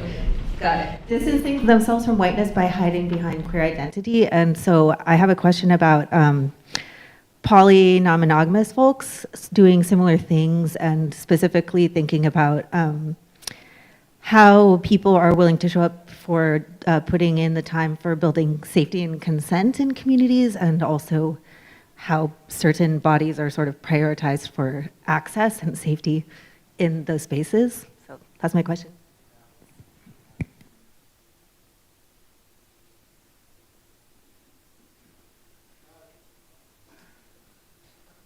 Okay. Yes, great question. Yeah, so one of the things I just want to be clear, like when we talk about like hiding behind queerness and distancing from whiteness, my thing is like I always ask the question like, how are queer Kanaka doing? You know, like, do we feel the belonging? Do we feel the part of the community? Ask a couple of my Mahu nibblings, and I can guarantee you it's tough right now. Not only from non-Kanaka, who are transphobic, queerphobic, etc., polyphobic, but also from our own, who have internalized much of the propaganda. Okay, that on the side. With poly relations, there's just so much shit that goes on. It's like a petri dish, a microcosm of all the isms and hierarchy and asymmetrical power relations that arise within it. But it touts itself as this like liberatory, like white poly will do this liberatory like relation, and we don't look at, where did all this research and knowledge about poly come from? Oh wow, a lot of it's from Hawaii. A lot of it is extracted from my kupuna, my ancestors. Yeah, so one, looking at the base of it, that's the beginning. Like for much of like mainstream, I guess, poly. But again, a lot of that asymmetrical power relations come up, and that includes people who use poly as a way to bypass dealing with the issue of self-indigenization. This happens with Hanai as well, for those who know, adoption. It happens with, again, that absorption of our culture, our kinship, and then the utilization of it to bypass dealing with the power dynamic. That for me is the key. That doesn't mean like I've have lovers across the many spectrums, but poly is a place for me where, hell, you better be practicing like whatever it is that we're stopping self-indigenization. That's where it happens. It needs to happen there, and it needs to spiral out into the it needs to, for me, ethically, it needs to also influence everything in your life. That's what happens for me. Like a lot of things that we practice in our relationship is what we try to do within the community, and vice versa, bringing back the things we learn in the community back to our relations. Yeah, but it's tough. It is not the cinematic version that we all tune into. I'm not going to name the shows that I watch, but do you know what I'm saying? Like, and again, that priority over safety. Yeah. a lot of bypassing goes, for example, women, other non-binary folks. There's some twisted things that occur where the use of Maoliness or indigeneity as an excuse to do unethical things, right? Or vice versa, the settlement of the relationship to hide over those kinds of relationships. It creates unsafe conditions, the similar unsafe conditions that happen outside of the poly relation within our larger society. So I think that's for me what it is there is a loop that happens, true the sign. There is a connection between our relations are political, poly is political. If we are not politicizing that, we're not stopping self-indigeneity, if we're not creating safer relationships within our relations, and there will be mistakes, absolutely, there will be harm done, that's guaranteed. But if we're not practicing those in that relationship, you're doing this service to my kupuna. Do not colonize our relations that way, please. Thank you. Thank you so much, Dr. Johnson. I believe we had another question in the back, the gentleman in the back. We're going to have the microphone brought up to you. Thank you. I think Taking the mic up. on the side to the left. I didn't really, don't really remember what the question was, but I will say, I had a Two-Spirit colleague, scholar up in the prairies of Canada, call me up and say, so who's going to talk about queer Tendians? I said, you talk about it. So it is, it has been harder to call out queer and trans in self-indigenizers because, you know, the response will often be, you're transphobic or queerphobic. I do know there are a group of queer Indigenous scholars on the mainland who know this is a problem, and there may be some new work coming out or panels at conferences on this to talk about it. Yeah, and I think queer scholars need to do that. Yeah, queer Indigenous scholars. Add real quick to that one.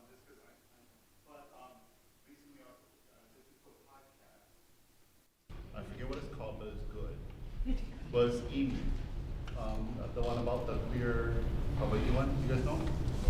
Amy Kahikina? Boom!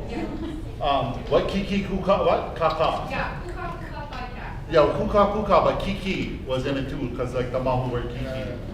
But what Kina said, and we went to school, Indigenous boarding school together, what she said was, all these things about Mahu, she's always been Hawaii, who she is first. She's always been Hawaii first. This Mahu label, that this identity of Mahu came from outside, and she wears that and does the activism for the Mahu thing, but at the core, beyond that, again, without the parts, without the other things, the core is where she stands is this, the practice that she claims is Hawaii. These other adjectives come from outside. So yeah, I just want to add that. Because I thought that was, I go, that makes sense. And it's consistent of when mistakes go. Dr. TallBear. Oh, you turn on.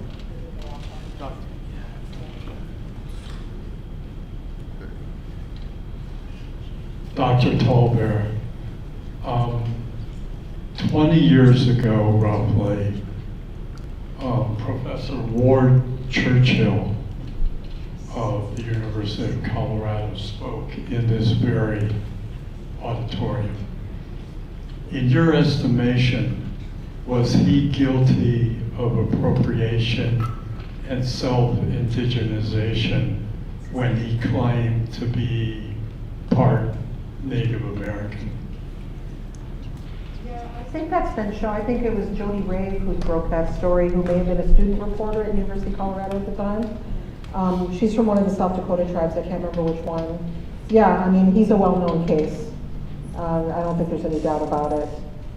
And I've also talked to other older Indigenous women who were around back then, and I mean, people knew. And then Jody Ray broke the case, but that's an old one, so I haven't read up on the literature. Yeah, total self-indigenizer.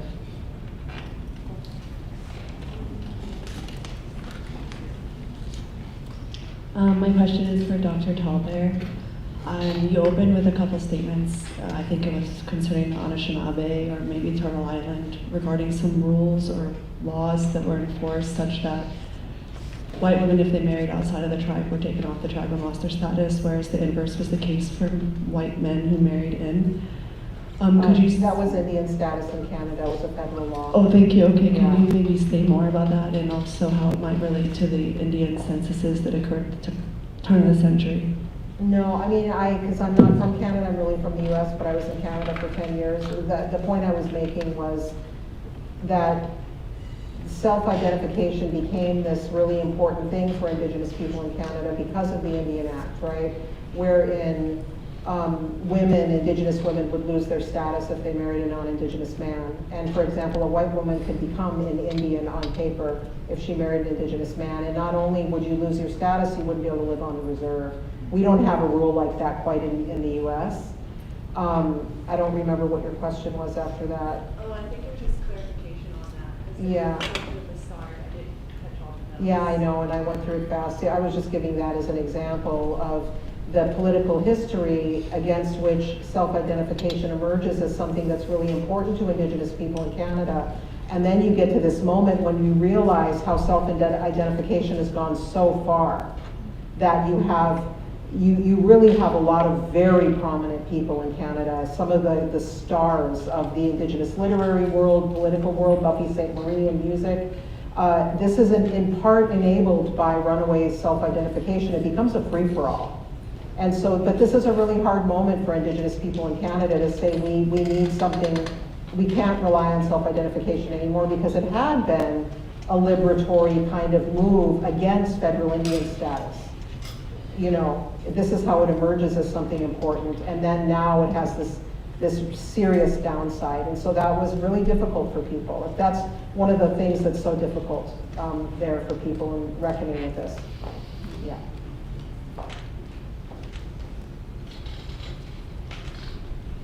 Hi. This question is for you, Dr. Kahala. It's ironic that we're standing, is this called the John Young building? No. Or is that close by? I don't know, I was looking on Google Maps. That's an example of self-indigenization.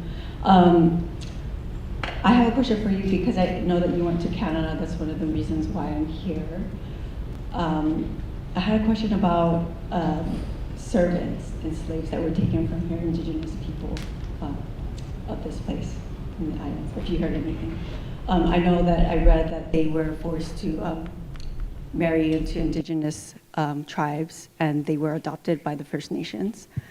And so along the question that she had about women that were married into non-Indigenous groups, including Kanaka, were they also taken out of the reservation? I'm just curious. That's my question. I don't know anything about this history, I'm sorry. Oh, okay. Yeah, because I am an American, ultimately. Like it or not. So this question is directed at Dr. Kaimi Watson. Briefly, you had mentioned how today, for Kanaka communities, we have the idea of Jesus love, right? And so going along with self-indigenization for the person, how do we fight back against the indigenization of Western ideas? For example, Kamehameha, right? I'm also a graduate. And they portray our indigenous values like ha'aha'a, generosity, as one and the same with values under the Bible, keakua. How do we split that apart and make that distinction that these are indigenous values prior to contact, and how do we spread that narrative here and within First Nations? That is basically like my work. When you're saying like what you're called to do, that's been my work. Because of the people that were here. I went to this Indigenous boarding school, and I was taught at this Indigenous boarding school that I never have aloha, that I never have ha'a'a, and that I had to do United States ROTC because of my school that was founded by a princess of the Hawaiian kingdom. I had to be American, right? Like, so the dissonance, and I was a feral child, so I never had much discipline. They put me in boarding because I never had mommy and daddy, and so they thought they'd give me discipline. It didn't work, they kicked me out of boarding.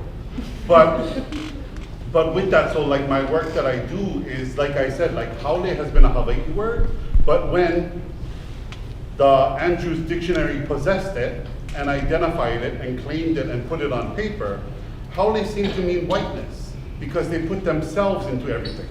So there's words like, yeah, like ha'aha'a, kuapaka'a chants down and like starts this tidal wave to knock something down while being ha'aha'a. While, like, so ha'aha'a never meant be the, what is that name? Homer Simpson in the bush. Yeah, disappearing me. Right? It means, right? And then so I talk about the word haumia. And so for me, the base of all my work is defining these values, and you'll see, what I think and how I think is grounded in mo'olelo and cultural practice. I have the unique ability to have loved these things for a long time, and to love mo'olelo, and to engage in mo'olelo in Nupepa. And so when you see the words that is used in those words, as you see the words that is used in a chant, in practice, in dance, and I like, that doesn't mean what the dictionary says it means. Like that dissonance, I walk through the world seeing dissonance constantly. And so yeah, like haumia is told, like wahine are made to feel dirty. Yeah, you haumia because you have your period. You cannot do this because you haumia. If you look at the word haumia as it's used in the mo'olelo of Kiao Mele Mele, haumia is, no even an English word for it. Haumia is this kaoha, this burden, this request placed on the past, this responsibility placed from the past on the present. The person in the present does something wrong that doesn't have a repercussion now, but has a repercussion in the future. That's haumia. So it's, I made a mistake in the present that the future generation will have repercussions for. So like Red Hill is a good example of haumia, right? A kaoha from the past to pay attention and aloha aina. Somebody in 1960 said, let's put some jet fuel, right? Did 1960 drink the poison water? No, 2024 did. Right, so no even an English word. So when you're using, again, go back to, we are blessed with this archive of not just written in Nupepa, but written in bodies, right? Those that dance and sing songs that they learned from generation to generation. And go back to that, because everything else is this illusion that has been placed upon us. And Kamehameha, right? What is that thing? The one Cordius used to be? What is that word? Eugenics. Eugenics was taught at Kamehameha schools as a science class. There's a chapter in the book, Eugenics for Young People, written specifically for the indigenous boarding school students. And you have a chapter that says, to a remnant. The Hawaiians once did. Because again, like Dr. TallBear said, the more we're dead, the more we're in the past, the more better able they are to say that this is their homeland and to redefine words for us such that Pila can use the word aloha in a sentence better than Haunani can, and that's made him more Hawaiian than her, right? So we have all the resources, but it takes the work. At the same time, you have Native Hawaiian Place of Learning. The UH-101 Philosophy Department is, I have so many verbs and adjectives that I can use on the violence that they have committed against me and against Hawaii as the boy that teaches Hawaii philosophy in the philosophy department. I'm the first Pacific person, not just in Hawaii, but on the planet to teach a philosophy class in their philosophy using those language resources. Why doesn't the Native Hawaiian Place of Learning want a Hawaii philosopher that has practice, that has history, that has language teaching these values? Power. Yeah. Mahalo. Thank you, Maddox, for your question. Did we have any more from the audience?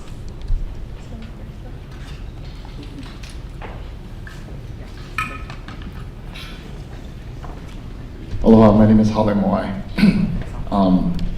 My question is directed towards Dr. Kahala Johnnson and also Dr.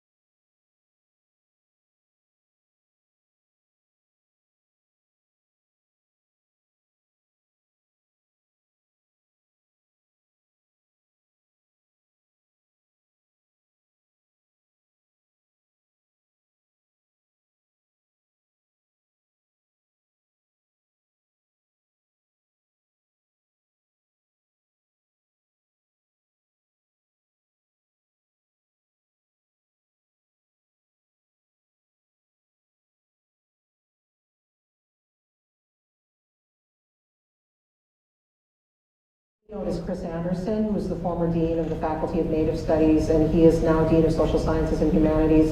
And he's giving a talk called, Why Universities Produce So Many Pretendians. And he has a structural analysis about I can tell you conceptually as somebody who studies this what some of their incentives are, but he's actually trying to figure out, and as our administrators at the University of Saskatchewan, University of British Columbia, University at McGill University, they've gone through 4, 5, 6, 7 years now of figuring out, you've got to work with labor lawyers, you've got to work with unions, you've got to work with decision makers who are largely non-Indigenous, who are looking at this through a lens that is not embedded in our community. So you really do need to figure out what are the levers you can push within the institution to change policy. There is no policy on the books at the university to hold pretendians to account. It is not easy to translate it into academic dishonesty or academic misconduct. So you've got to find the people, particularly lawyers and policy people and people in administration, who can figure out how to translate this into a policy the university can enforce. So I think what Chris Anderson would say is, it's not really about changing their morality, meaning the morality of the decision makers. It's about helping them find ways within the university structure to put some policies and procedures on the books. This is really unsexy stuff, but it's really necessary, right? So Chris is going to come down and give that keynote, and then he's got a new escape room role-playing exercise where he gets a bunch of university administrators in a room for a morning or a day, and he gives them a hiring scenario. And actually the hiring scenario involves a queer candidate who's self-indigenizing, and the university instructors have to, or the administrators have to go through and sort of do this role play about how they would do the hiring. And Chris Anderson says it's really interesting.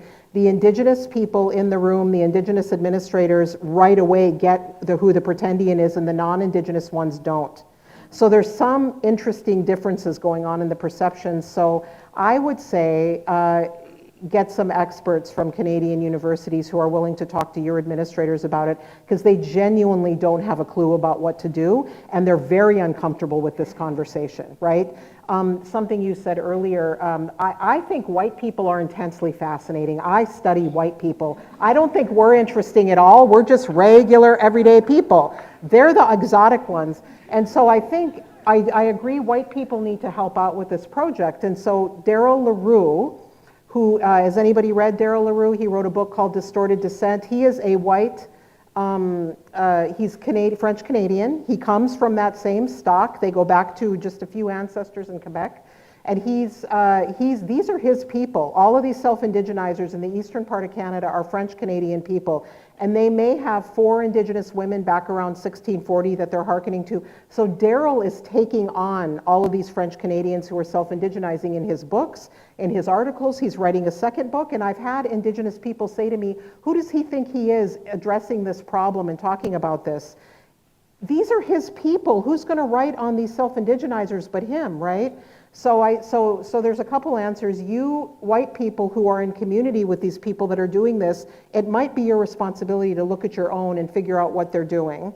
And then from the side of within the university, I think getting some administrative technical expertise. I hate to put them on the spot, but I'm bringing a bunch of them down to Minnesota. And so I'm doing this symposium. If there's an administrator in this room that's wants to just understand more about the problem and how we got to here and what some of the potential solutions are, come to the symposium. I've got an online option as well if you don't want to come to Minneapolis because you're nervous about the danger in the streets. So, yeah.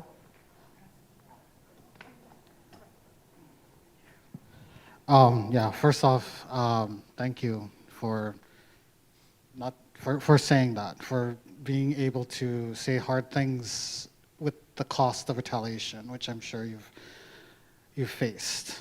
My apologies. I've been pushed out of movement space, off social media for 5 years because of retaliation. Hence why I find it fascinating as a way to deal with my trauma. I think Kim talked about the institutional part. I'll talk about dual power, right? Institution side and then the community side.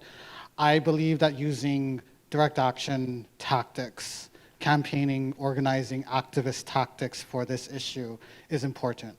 On one end, normally I would suggest like community accountability process, which means you make sure that folks are reporting or like you are supported. You have a group of people who can defend against those kinds of retaliation. One, two, having a group within the community of folks who are sympathetic, who are versed in being able to handle these kinds of cases.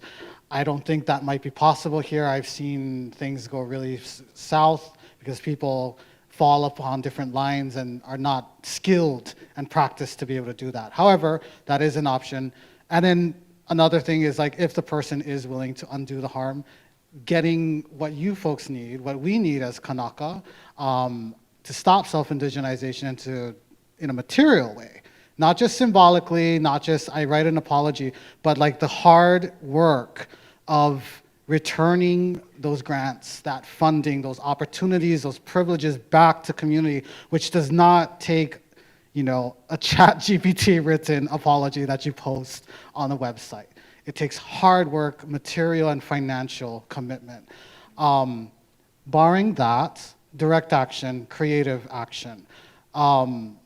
If the person is resistant, as I'm sure he is, given the pattern, it may be useful to apply political pressures in finding lawyers to be able to create a defense so that, you know, defamation, again, we are criminalized. We can be criminalized for calling out self-indigenizers, but self-indigenizers have no, like, there's no recourse. That's the asymmetry, yeah.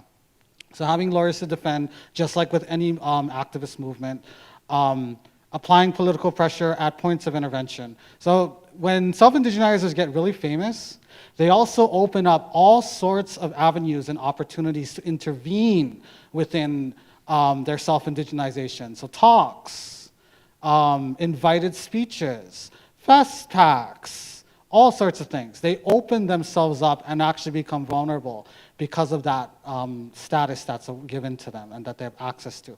Each of those represents targets that you can apply pressure to. Yeah? But you need community. And that's the hardest part, is that in this, we need to, both us as Kanaka, we need to do our work on resisting those kinds of retaliation, but more than us, it's actually, and this is a labor question, those who are non-Kanaka, who are settlers, need to do this work. Hold your own accountable. If you're a settler of color, come for your guy. Find folks, build a community so that we're not the ones that constantly have to do the work, get pushed out of movement space, get harassed and put down and excluded by our own kin, online or in person. Do the hard work. That is worthy work. That is being a good ancestor. That is giving us stories of people who are accountable and holding their own. So I think that's what I would say. Treat it as like a campaign. And gosh, Andre taught me what I know. So I guess this is a ho'i return back. But yeah, but make sure you are secure. That's either institutionally or in the community. Make sure you're secure, not just legally, but in relationships around you, because it's a long fight. And learn from survivors. Learn what survivors have to go through.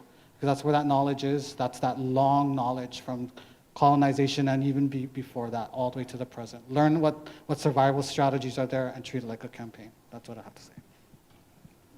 Thank you, everyone. We have time for one more question. I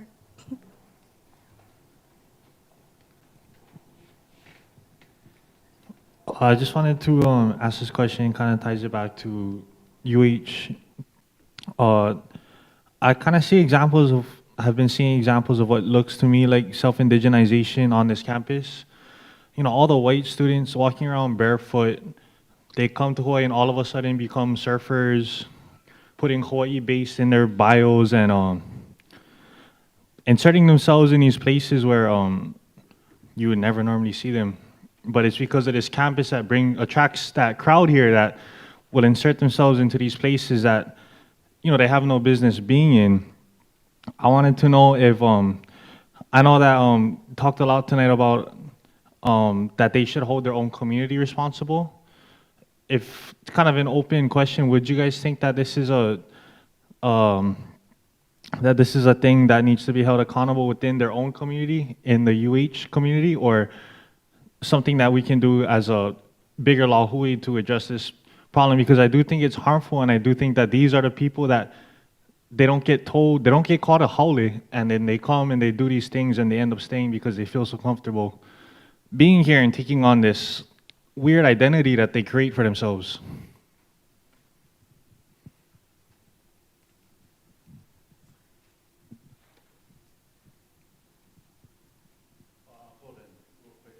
My theory is that this idea of I think that UH does, make Mānoa yours, the most diverse place, university on the planet. In my classes, I asked them, I go, raise your, and this is what I got in trouble for last week, so. But I had, people, like 100 people, I said, raise your hand if you're Hawaii or if you're a Pacific Islander. And had 5 people out of 100. I go, that's not diversity, that's perversity, right? Because I go, how does whatever this is that is UH Mānoa, that has that where Native Hawaiians and Pacific Islanders have been minoritized, true violence, true economic violence, true access, right? But then UH Mānoa says the most diverse, I'm going to go to school and there's going to be people of different colors, right? I'm going to embrace the rainbow, I'm a citizen of the world, right? Like, that's how they're coming with. And that's not evil. That's not their fault, right? I go, it's UH again. UH is advertising it like that, right? You're not going to blame the customer. You ain't like, you eat that, McDonald's selling Happy Meal, I eat the Happy Meal, right? There's this relationship that's happening between the two. But Phyllis Turnbull, watch me, I'm gonna swear. Everybody okay? Closing ears. But Phyllis Turnbull, who was a professor here, said there's like 3 levels of haole. So again, only haole people have defined haole, and she was haole. But she said, haole is somebody that has this idea for it. Then there is dumb haole, someone that makes like a cultural faux pas because they come from someplace else, so like they come to a Hawaiian house and don't take their slippers off. But you tell them, that, oh shit, sorry, I'm gonna do them next time, right? That's a dumb haole, right? Mistake, but I'm gonna correct. Then the 3rd level is a dumb fucking haole. And the dumb fucking haole was the one, even though you tell them, no way your slippers in the house, they're like, it's my right to wear these slippers. I paid $1,000 for my plane ticket to get here. So in this idea of howliness, and that's why I say haole is not a race, but this idea of resonant versus dissonant. Yeah, it's like sound. Hawaii is a world of sound. You know what I mean? Because none of our stuff was text. If I like tell you something in Hawaii, we have to share space and share time. And so in this shared space and shared time, it's when I'm sharing space and sharing time with them that I can correct and I can. At the same time, what we can do, like what you're saying, like, and then we're talking about like the pressures, is tell UH, knock it off. Because again, this idea of diversity, if we're not like, you can argue for the next 200 years if this is America or not.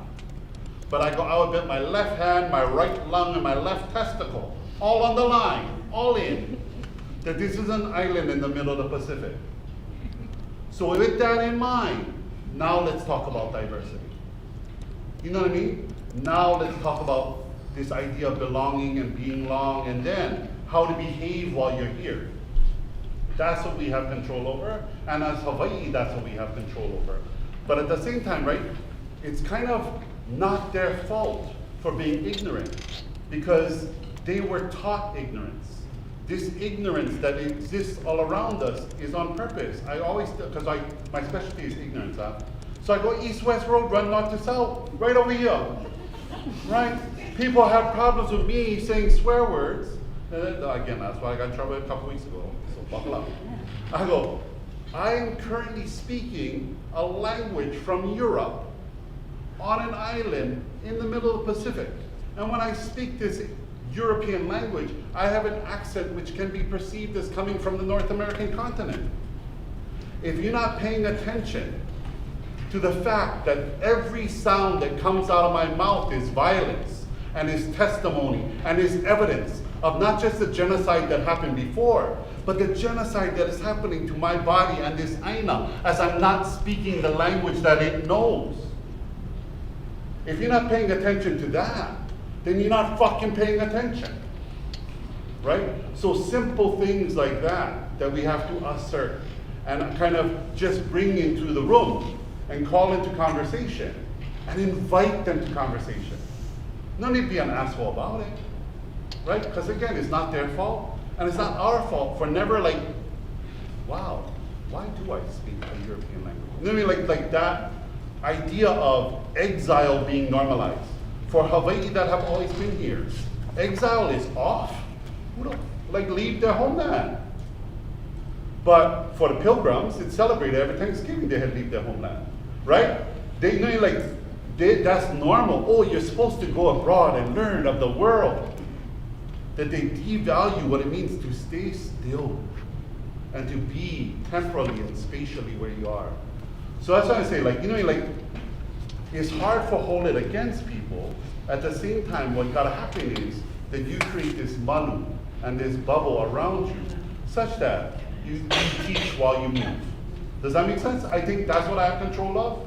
And I think pressuring the university to control its marketing is also what we have control of, but that's all. Because again, not their fault sometimes. Yeah, I think, yeah, the ignorance, it's annoying. We can admit it's annoying, it's irritating, and it's also violent because it's the type of microaggression that they're not even probably aware of. And the university, of course, as an institution promotes it, as Kaimi was saying. And I also believe that settlers are too comfortable. They're too comfortable right now. Back in Trask era, folks were shaking. Folks were calling, policing in because of things that what Kaimi would say right now. Yeah, they would come down with violence. They're too comfortable. But I think I'm going to say this because I am out of the university. I believe that there's a students and then there's faculty and staff. And the self-indigenization, even if it's not overt, like I am a Hawaiian or Kanaka, it's more subtle. Like I associate myself and do these things that are Kanaka, and I practice these things like hula and chan and etc., all those things. Like that, to me, is a problem that stays. So the hippie Holly that walks around with the slippers, they hopefully will go, wherever and maybe take some classes that tell them why that's not a good idea. But I fear for the people, the faculty and staff who have the knowledge, they have access to all sorts of things that I currently do not. Subscriptions to knowledge bases, archives, studies, etc., about this issue and about colonization in general, who use the words, they say the words as if they're allies and comrades, but they do not embody that. And that, to me, becomes an issue because they get privilege, they get status, and they get visibility. And pay lots of money for that. I am in debt, I'm not in the academy, do not have tenure, do not plan to go back to the university, nearly unsheltered. Yeah, living on the couch. And I'm relatively privileged compared to other Kanaka. But settlers in the universities, faculty and staff who stay and are not doing the work, they're too comfortable. They're not doing the work of interrupting this in themselves, in their community of scholars, and in activist spaces that they come into. That is to me, not to make it worse, but that is the high intensity of what that hippie Holly without the shoes you talked about. All right, that's my answer to the question. I just wanted to say this end on this, but I didn't mention. It's important to recognize that self-indigenization, another product of that is not just ICE, but what we're seeing in Palestine. Yeah, what's continued to go on in Palestine. And I cannot ethically end what I'm saying tonight or without mentioning how violent this ongoing genocide is. And if you ever need a reason to prioritize this in your work, look to Palestine. Thank you, and thank you everyone for asking your questions. Before we do our closing,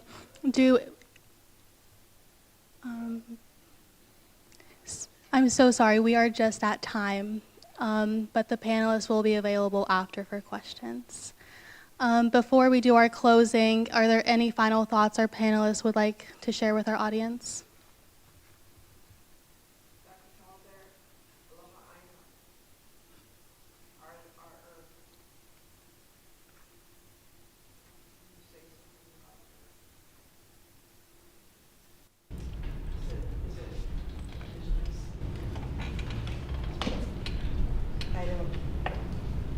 Sorry. Oh, I don't remember the Trudell citation. Yeah, sorry about that. It's been a long time since I wrote that book. But she said we're in the middle of Mount Carolyn's Yeah. right now, Yeah. which is the entire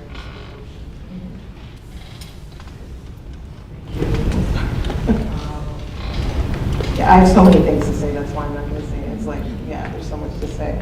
I appreciate being able to be in conversation with you too. I've learned a lot. Thank you. Thank you, everyone. And as we come to a close, I want to thank our panelists for guiding us through this conversation. I also want to extend my sincere thanks again to the student government, the staff, and Samantha for organizing and supporting this event. And thank you to everyone here for listening and taking the time to come down to campus outside of work and school hours. Conversations like this are essential because they bring visibility to issues that are often unseen or misunderstood by those who do not live them. For many people, these realities remain invisible unless they are intentionally named or discussed. How we approach these questions, how we ask them, how we conduct research, how we speak about these issues, and how we choose to move forward carries real significance. These choices matter deeply for Indigenous communities and for the people around the world who continue to live with the consequences of colonialism. Thank you again to everyone for being here and for your openingness to learn and listen to perspectives that may be unfamiliar.